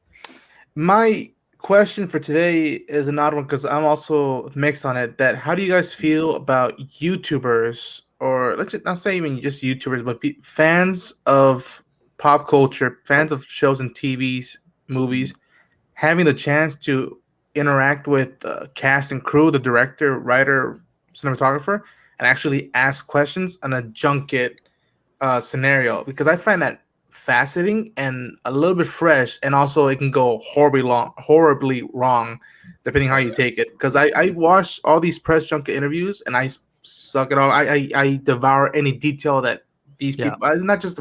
I'm not just waiting to see gossip. I really want to see Right. how did you do this shot and what does it mean. Mhm. So, and I find it more fascinating when one of us gets to talk to.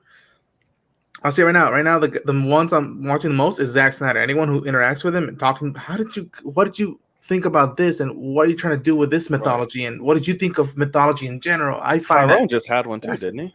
yeah, which I was just like, good on him. I'm like, All right. Okay. Interesting. I think, to be honest, I think it's better. yeah, Yeah. It's because it's that fandom behind it.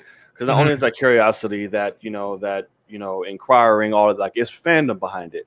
Now, like I said, it can go very wrong yes, because you have somebody sit down and Zack Snyder pops up in front of them, and now there's a restraining order because the motherfucker won't get off of him. Yeah. So like Yeah. it can go wrong. There are people are like that. So you just have to I think you just have to weigh your people out. Like, hey, like, listen, this is composure, professionalism. That's what you're going to do. This is the rules. Like, you could be a super fan, or you might want to fuck their brains out, do whatever. Compose your damn self. Like, don't go in there with that. But that's fandom. People, there's some people out there. You're No, Best yes, believe, I agree. if Holly Berry walks up in front of you right now, you think I'm gonna sit there and have words come out of my mouth? No, Goddess. for sure. Goddess, Yeah. yes. Goddess What about you, and Logan? everything else. I'd be on the news. But yeah, go Yeah. ahead. So I'm right there with you. When it comes to like with Zach, what's the reason why his stuff is interesting right now is because he doesn't care about promotion or that's why most junkets suck, is because this person's from that website, this person's from that website. Right. They don't give a fuck about this property. They're just here to write a piece Right. because they get clicks and it's about marketing. But Mhm. Zach's like, I'll choose who I want because they're a fan of me and they'll want to talk to me. Because a lot of people at the junkets are like, I actually hate this guy. I heard he's an asshole, whatever. And they don't want to talk to him. And so that's why I think Zach's work right now massively, because he's talking to people he wants to talk to. He's smart about it. And they want to talk to him. Yeah. And so they're going all out and they're, asking good questions. And also they know that's going to rule the internet too. Right. And he also is very open about his filmmaking process. Yes. And I will also admit, when it comes to like a Marvel junket, they can't really answer anything. Right. So it's like, yes. it makes it not worth watching. Like, you just hear them like, I don't even want the spoilers that they accidentally might slip. So I'm like, I don't really care. So then it's just gossip. Like, what were they like on set? And it's like, they're fucking great. Like, I'm not going to say they were terrible right now because we're still traveling together doing these junkets. Right. But at the end of the day, I will say, like, Brie Larson. Like, for me, I have had the opportunity slightly of like, hey, do you want to interview this person or that person or something? And I'm like, no, I will fuck it up. And so, or like, I had the opportunity to go to Houston and meet John Krasinski. Right. And I was like, he's literally like one of the people I admire the most working today. Yeah. And I was like, although I know him and he will appreciate my words, I might be like, holy shit, oh my god, like, you know, and Damn. like freak out Yeah. and like be like, give me a because that's the thing too. I watch The Office. I love The Office. I love him as a filmmaker and as an actor in The Quiet Place 10 times more than anything he did in The Office. I think like his talent course. level is I'm with you, off Logan. the charts. And so I'll say like that now. I just wanted to like I did want to meet him and be like, hey man, I just want you to know how much I appreciate you and I hope you keep doing what you're doing. But also I'm that guy that's like, can you please like, can you shake my hand? Like, can I dab you up? Like give you half a hug, something? And like, can I have a picture? This, that, like, I don't want to be that guy. And like, but it is a thing of like, if I'm going to meet someone that I'm that obsessed with, although the experience would be there, it's like, man, like, I don't want to freak out.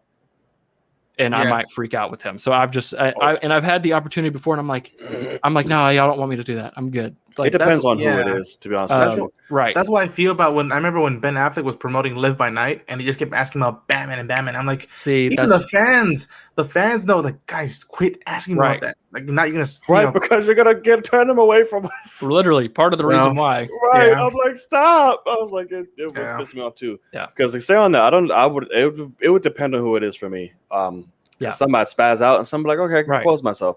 Like Akasan, he had a few times to meet a lot of people. That motherfucker went face to face with Kevin Conroy. I could never. Yeah. I would Jason Momoa pass out. You're good, man. You'd like him. You would. I would pass out for Kevin Conroy because like that's my fucking that's Batman. Like I'm just like I get fucked. So great question. That's an awesome question. To answer your question, yes, get people that want to talk to the person, and that's why I've seen websites that are like, hey, we're actually going to send our guy that has worked here for 5 years, but he just does like website design, but he's a diehard fan. And like that guy goes and sits down and is like, oh my, I've got like a list of questions. I get 2 minutes. And he's like, we'll see what happens. And like those videos are fucking awesome because they end up they're in on it and they're actually giving them 10 minutes. And like, we're going to hang out and shit like that. That's what you want the people that are passionate. And that is YouTube today. It's not the people that are still, blogging on websites that, watch movies being forced to watch them. So, right. Exactly. But brother, you already know what's up. Plug your shit. Let the people know where they can find you. The people could find me at Ronan Unchained on YouTube, Twitter, and Instagram. Like I said, Loki's gonna drop in a few hours, hopefully, with no tech problems. Knocking on wood, everything goes well. Yeah, fucking showtime. I feel so bad for you, John. The Bad Batch is keep going every week, and I just dropped a vlog right now, a retro vlog a few hours ago that you could check out, and hopefully more entertainment to come, and hopefully one day I can talk to John Krasinski and tell him that I and Logan Paul love him so much. Logan and John, Paul, and I mean Logan Paul, Jesus, Logan Paul. I got it, John. No, we need to talk about Logan Paul, but we'll do it in a little bit. We will, yeah. We will. Logan and John and me love John Krasinski. Yes, please. Let them know for me. Yes. All right, brother. Enjoy. It's been a pleasure. Keep the convo going. We'll see you next week. See you guys. All right. So, good sir, are you ready? He's not moving. Okay. There you go. Now it's registering. All right. All right, brother. And coming to the cave now we have Sir. What's going on, brother? What up? I was like, are you ready? Oh, my bad. I had no idea you were talking to me. I thought you were talking to Logan the whole time. I was like, how you guys doing? What's going on, brother? Well. Doing all right. What about yourself? I'm good. I'm visiting in New Mexico with my mom, so just been chilling. I forced her to watch I'm from Las Cruces, Mom lives out there? Yeah. Oh, very, very nice. That's cool. How about see people like I'm vacating? It's like I'm just visiting here. Yeah. I forced her to watch The Conjuring 3. That was fun. Oh, still haven't seen that yet. No, me either. It was interesting. I want to though. I want to. So this question I have was inspired by Jedi Mike that he just asked, and when you guys were all talking about it, because when I watched Lovecraft Country and I saw Watchmen, like the first episode, I had no idea as well that Tulsa happened, what happened there. And then apparently Black Wall Street. my mom told me just now, like the same thing happened in Florida.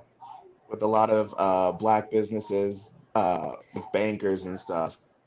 And then also, I don't know if you guys know this, but Juneteenth is a thing as well. I Yeah. learned that in Yeah. college. Yeah, I had no idea because I just wasn't, taught anything about that. So with that, I had a question. My question for you guys is, and this one's kind of tough to ask too. Do you guys think that America is like slowly trying to shadow histories of racism or not? Like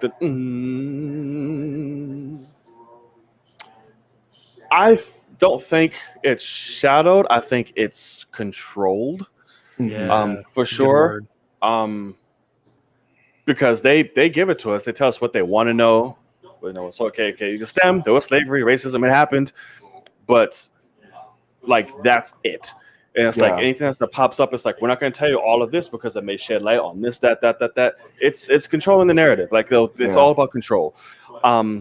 So definitely think they did like some CIA fucking blacklist type shit. It was like we just going black this out, black this out. Yeah. You could know this, but all that Yeah. it takes for really educated people, smart people to look into it, dive into history, find shit out. And 9 times out of 10, obviously it's somebody of color because it pertains to them. So they're the ones going to look for it. So it takes someone like that to really, unearth things that have been hidden. Because we're going to see, someone white come up like, oh, here's what happened. Da, da, da. People out there can do it, but they're not going to know where to look, how to dive, stuff like that. So it's like, I want to say it's more controlled than just shadowed. Just like I think this whole past dumbass fucking presidency we just had and everything that went along with it, best believe that shit ain't gonna be in books, taught, mentioned, nothing down the road. Yeah. And he'll be looked at as like, oh, he was this great, honorable he was person, fine. and all that, and all his. Meanwhile, all this shit happened. So none of that, what just happened, George Floyd, Breonna, nobody, all of that will not be talked about down the road because it'll be completely just gone. So what you're saying, I think, is he froze right there. Did you see that? He got it. He got it out and he froze. Good for him. No, he's gonna blame me now. There you go. No, I'm not. That was the man. I blame the man. He's like, he's talking too much. Get him out. But no, I think what John, especially what he was saying there at the end, is true. As I mean, okay. Let me see exactly what I'm trying to say here. Basically, America, the United States of America, want people to believe, the people that live here, to believe we're great. We've always been nice people. Right. We're great. We do It was this. We do founded by that. lies, so it's going to be protected by them. And so that's the thing is Christopher Columbus came here and just started murdering people to take this land over. You just go down the list. Like they look at like, hey, what's terrible that we've done?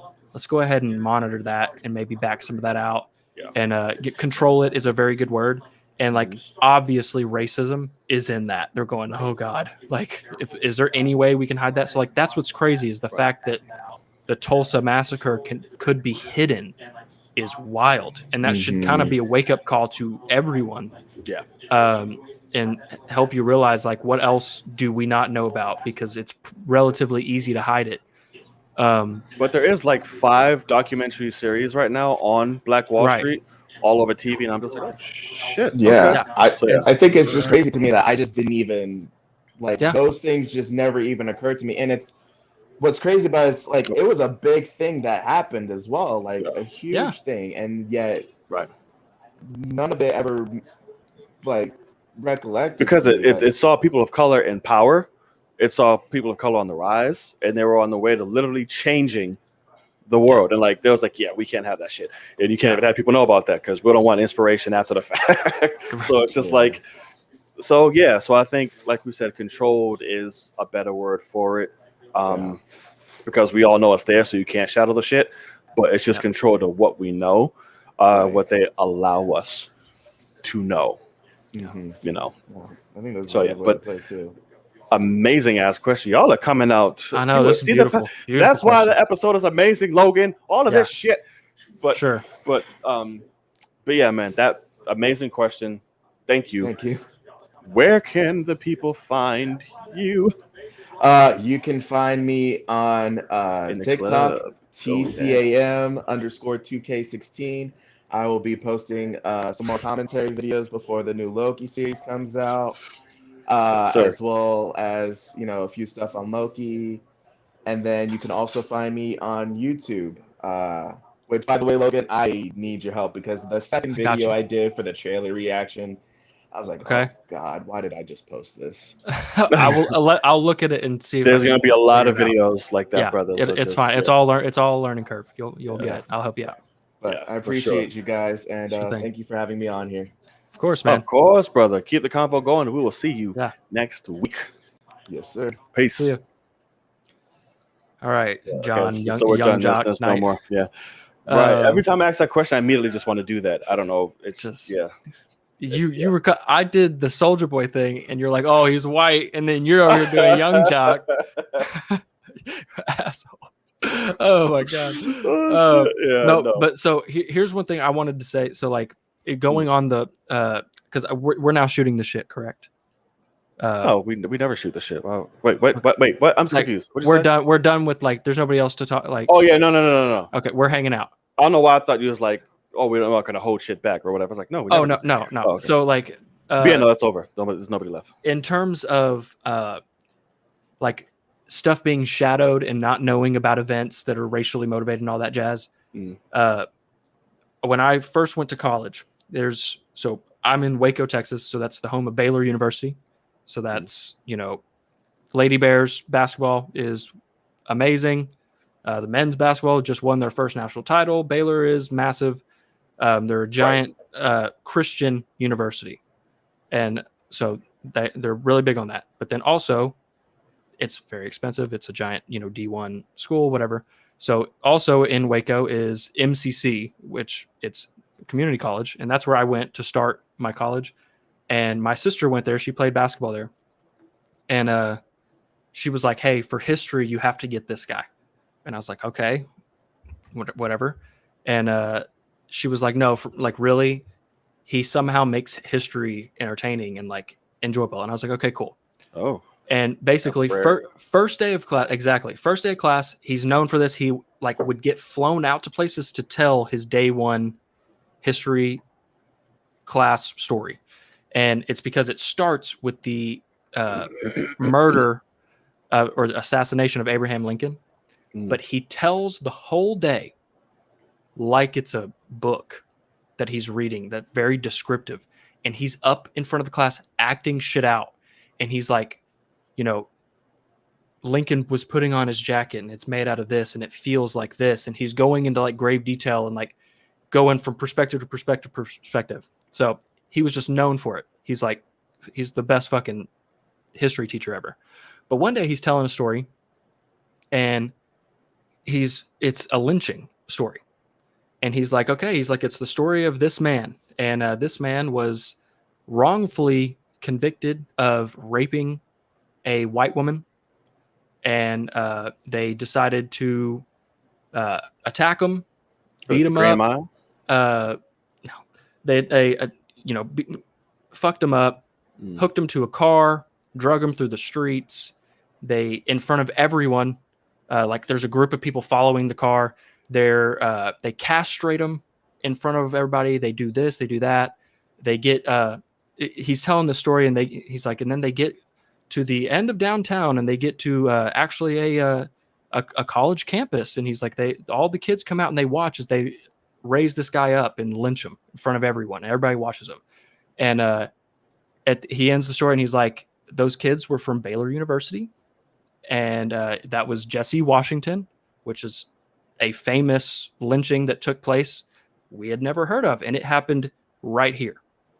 And he told the whole thing in grave detail. And we're all just sitting there going like, oh my God, like who would do this? Whatever.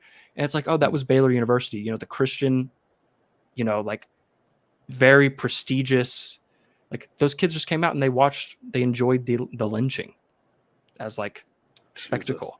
And like, it was that was the first time I realized like, oh yeah, history books haven't been telling us shit. Like they're allowed to not write a chapter on this or that or that or this, whatever. They can just leave shit out. And that was like the thing of like, I've never heard of that. And it's so to just the questions that were asked today reminded me of that, and how all of us like that day, like he was like, okay, class ends. And all of us were like, just kind of sitting there, like realizing like, holy shit, like this is like, that's the world that, I mean, that's just here. What happened 50 miles down the road and then 50 miles down that, 50 miles down that. It's like, it happened everywhere. Fucking knows about, right? And so it was like, it was really crazy. And yeah, so what Kenya just said, the famous Waco lynching, it was terrible. And so yeah, that was like a day that I realized like, holy shit. Yeah, they don't have to tell us everything. Like we have to go out there and figure it out ourselves to know the truth. So you gotta do your own research because the system ain't. Right, So exactly. It's like it's ridiculous. Exactly. So pretty crazy stuff. Yeah, I know. So speaking of real quick for in the show, since I'm co-hosting with Logan Paul, I didn't Yes, please talk about this. I'm going to talk about it without trying my best not to spaz out, get angry, or do whatever. I honestly couldn't tell you how the fuck the fight went. I don't know. Didn't see it. So I'm just like, was the most. Showtime is the most bullshit, fucking unprofessional, lazy, fucking pieces of fucking petrified shit. All type of just everything ever in life. And as I'm sure they still have, I don't think so. I don't know yet. I could be wrong. I didn't look into it, but my friend sent me a link on Instagram saying how Showtime is looking to refund people for the fight because they don't know how to control live fucking streaming or events that they promote and put out, knowing damn well who's fighting and the potential, that's going to happen. Correct. So you don't monitor or control it. When it happens, you don't say shit. You don't acknowledge it. You don't recognize it. You don't apologize for it. You don't speak up to it. You don't do nothing. You just keep taking people's money. You keep letting people rock. They're tagging you all through. Like the internet is blowing you up like Showtime. I'm paying for this shit. Refund. What is this? Yeah. Nothing. I might have seen out of a 3+ hour whatever stream, I might have seen 20 minutes worth. That's unreal. Out of all of that. Unreal. 20 minutes. I saw some fight of 2 motherfuckers I didn't even know. Didn't care, but when I saw it, I was like, oh, this is cool. Yeah. The shit came on, got to it, minute the first fight was announced, Chad Johnson versus some other dude, which threw me the fuck off. I'm like, wait, I heard Chad Ocho Johnson. Cinco, yeah. Right. I'm like, Ocho fucking Cinco? Yeah. I was like, no, it can't be. Looked it up. Long and behold. I'm like, oh, okay. Got it. We're here now. He's fighting. I'm like, this should be interesting. Cool. I'm ready. Error. What? Oh. Cool. Awesome. Mind you, this whole entire time, I'm fucking streaming. I'm live. So there's people in here watching, good amount because it's Floyd and Logan. People want to come in, see if I'm watching it, do this, talking with, like, I had a good viewing. I'm like, all right, cool, bet. The whole time they're sitting here watching me just get pissed, trying to figure it out, doing this, trying to, like, that literally was the whole fucking stream. I felt so bad. I'm like, are you serious? Finally came on, blocked out again. So missed everything. Decided to finally start working the very last few seconds of the fight before Floyd and Logan. I'm like, okay, cool. We're finally here. At least we're going to cut out. I'm like, please just don't cut out during the fucking fight. Yeah. The whole event is just gone now. Just let me see the fight. It's working. It's working. We're going through the introductions, going through the interviews, going all this. I'm like, yes, it's finally going to work. Minute that motherfucker said ding, ding. Error. Done. Wiped. Nothing. I'm like, are you kidding me? I'm literally going back and forth, trying to refresh, play, refresh, play, refresh, play. It keeps popping up. Yeah, that's when you came in at this point. Yeah. And that's you. It's like, okay, it's working, gone, error, gone, error. You go into the app, doesn't even show it at the pay-per-view anymore. I'm just like, wait, what is happening? Nothing. It cuts on at the very end of the fight. When the fight is over, it comes back. I'm like, are you fucking kidding me? So I missed the whole event. Fucking thousands and millions, whatever people got fucking duped. Yep. With no accountability from Showtime whatsoever during the fact. Only way you basically saw this shit is if you have Showtime at home and you own like cable. Right. Then you were fine. But if you went for the app, the phone, the laptop, the TV, nothing, all of it. Because I tried all of them and nothing. Right. Anything on the internet. Bro, I was beyond hot. Beyond hot. But yeah, in terms of the fight, because I did go back and saw the shit, whatever, because good on YouTube, which I should have just fucking did to begin with. But the fight itself was stupid. It was really dumb. They were basically hugging the whole time. I was like, listen, they're a hug away from this being gay sex after dark, because this is what's happening, because they're all over each other. Get your can of beans. Get your can of... I think that's gonna be a pun now for any gay joke I make. I'm just gonna be like, get your beans ready. Yeah. And you guys will know what that is. So if I say that, there's a gay joke inside of me that I'm just not saying. But yeah, it's okay. Oh my god, what an asshole!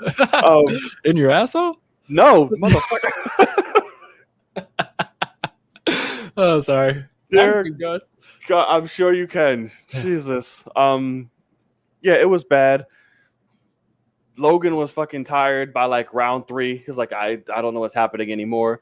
Floyd actually, and I caught this during the fight when I watched it. I was like, oh, it's just whatever, more hugs. But when you break it down, and people are like, he actually did kind of knock him the fuck out at some point. Yeah, but Carter was like, no, I need my money. Exactly. Like, because that, and realistically, that fight should have been over like the minute the bell rung. Like it'll be over. And I don't know what the fuck Logan was doing. This man was like, if he was playing a video game, he's spamming the fucking buttons. Because when he got Floyd in the corner, and he's just... I've never seen a guy hitting like this in boxing. In boxing! He's just... hitting him with the... What are you doing? Palms. I was like, oh my God. And Floyd's just sitting here like, this man is stupid. Like... I'm like, what are you doing?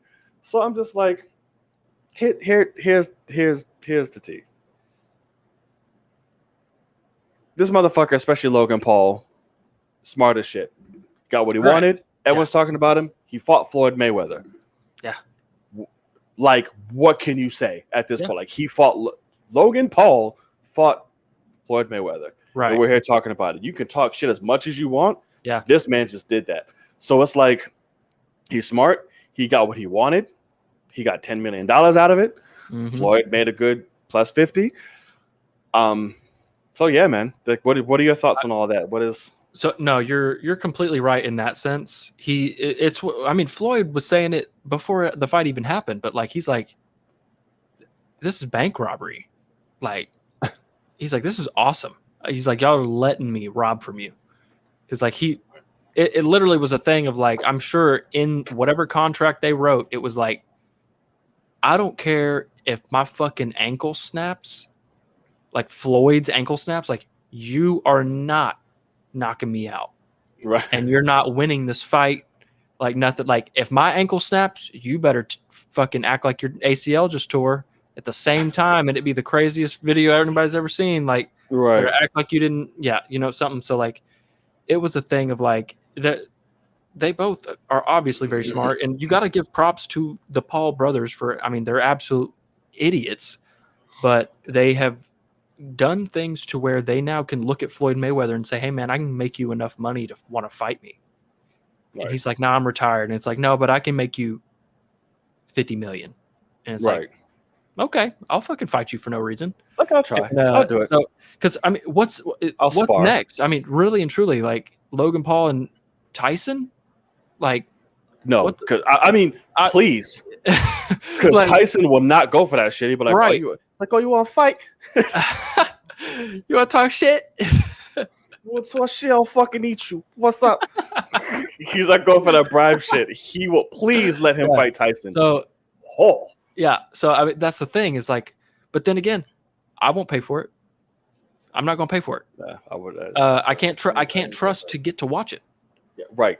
So I mean, I'm not going to pay for it. I am perfectly fine. As soon as the fight ended, I saw every clip I wanted to see. Right. I'm fine with that. I don't need to see it 20 minutes before that. But now I want to see Tyson just destroy Logan. Right. I wish he would just be in the parking lot. I don't want it to be in like an actual boxing match. But yeah, so I mean, Floyd said he was done fighting like 10 times already. Money talks. All right, So, this man loves money. This man is going to the ring with like a fucking Komodo dragon. His name is Floyd Money Mayweather. Right. He talks money. Right. But overall, I mean, they were smart. They've marketed themselves great. They've made themselves a lot of money when it comes to the Paul brothers. I can't stand them. The fact that I share a name with one sucks ass. Like, let me tell you, they are literally one of some of the worst people. But it's ridiculous. Like the fact that Logan Paul showed a dead body in his YouTube video and his thumbnail, and is now making $20 million in one night. That's pretty rough. Yeah, it makes you realize, like, and motherfuckers like us can't even fucking right. I mean, like what the hell? But it is a thing. I mean, if I started making videos of me just walking around just like nut punching strangers, I'd get hits on my video. Right. I'd also be thrown in jail and I'd be knocked out and all that kind of stuff because I don't have like the money to get, I don't have the money to get out of it, and I don't have, whatever. It's like you can have outrage and get successful with it, but it's like the fact that people are like, yeah, I want to pay this guy to watch this fight. Like, y'all should know by now that like Floyd isn't going to knock him out. He's going to just box. Which I just hate. I want to see someone get knocked the fuck out. That's why. Yeah, that's the thing. That's why I was actually more okay when it was two YouTubers fighting, because they don't give a fuck. Right. They don't know how to fight. They're like, I'm going to knock him out. And like and Floyd's like, oh, I'm just going to pace myself, and we'll just go all 8 rounds, and that'll be fine, or 9 rounds, whatever. And so it's like, I don't know. And then now there's this whole fucking event where it's YouTubers against TikTokers. You see that shit? There's a whole boxing event. And like, I'm like, this is so fucking stupid. Like, it's a whole bunch of popular YouTubers and scum of fucking TikTok boxing each other. Like, you've seen the videos now. It's the main headline with that fucking Bryce dumbass, or what's his name? Dylan Hall, Bryce Hall. Who's that fucker? Y'all know. Y'all will say in the comments, I'm sure. He was fighting some other dude who's literally all over the internet of their whole press conference, fight conference thing, where they're all fighting each other and trying to act hard. I'm like, this is just Bryce Hall is his name, whatever the fuck. It's like it's just so dumb. Like barking, Jesus. Like, boxing has become a joke. Right. They're making a joke out of it. So I'm just like, this is insane. But whatever. And Lamar Odom and fucking Aaron Carter. I don't know when that's happening. What? Yeah, you didn't know that? Lamar Odom's fighting fucking Aaron Carter? Aaron Carter, the guy that used to be a singer? Yes, who was fucking psycho and full of drugs and all type of stuff. Oh, God. His interviews are ridiculous now. I don't know if you've ever seen them. Is that the Holy sweet God? He's the younger one. Oh, he's the younger one. Who hates his brother. They fucking despise each other. All type of stuff. He's a character. He is a character. If you want some good YouTube funny shit, you need to look up his shit. It's hilarious. I Google his name, and TMZ from 3 weeks ago. Aaron Carter dropped by a body shot in a prep for Lamar Odom fight. Yeah. So he's getting dropped in sparring. He's putting out videos him sparring butt ass naked, dick flapping and shit. I'm like, what are you doing? Yeah. Good God. That's a lot of shit. It's a lot. But that's hilarious. It's whatever. It's whatever. But yeah. So on that note about sparring, America. Right? That is America. So we'll end the show there on sparring dick swinging. So we want to thank y'all for joining the latest episode of the Film Cave, episode 27. It was a good show, long show. We made it work. We want to thank y'all for coming by, giving us your questions, your energy, your love, all that good stuff. And we'll see y'all next week as always.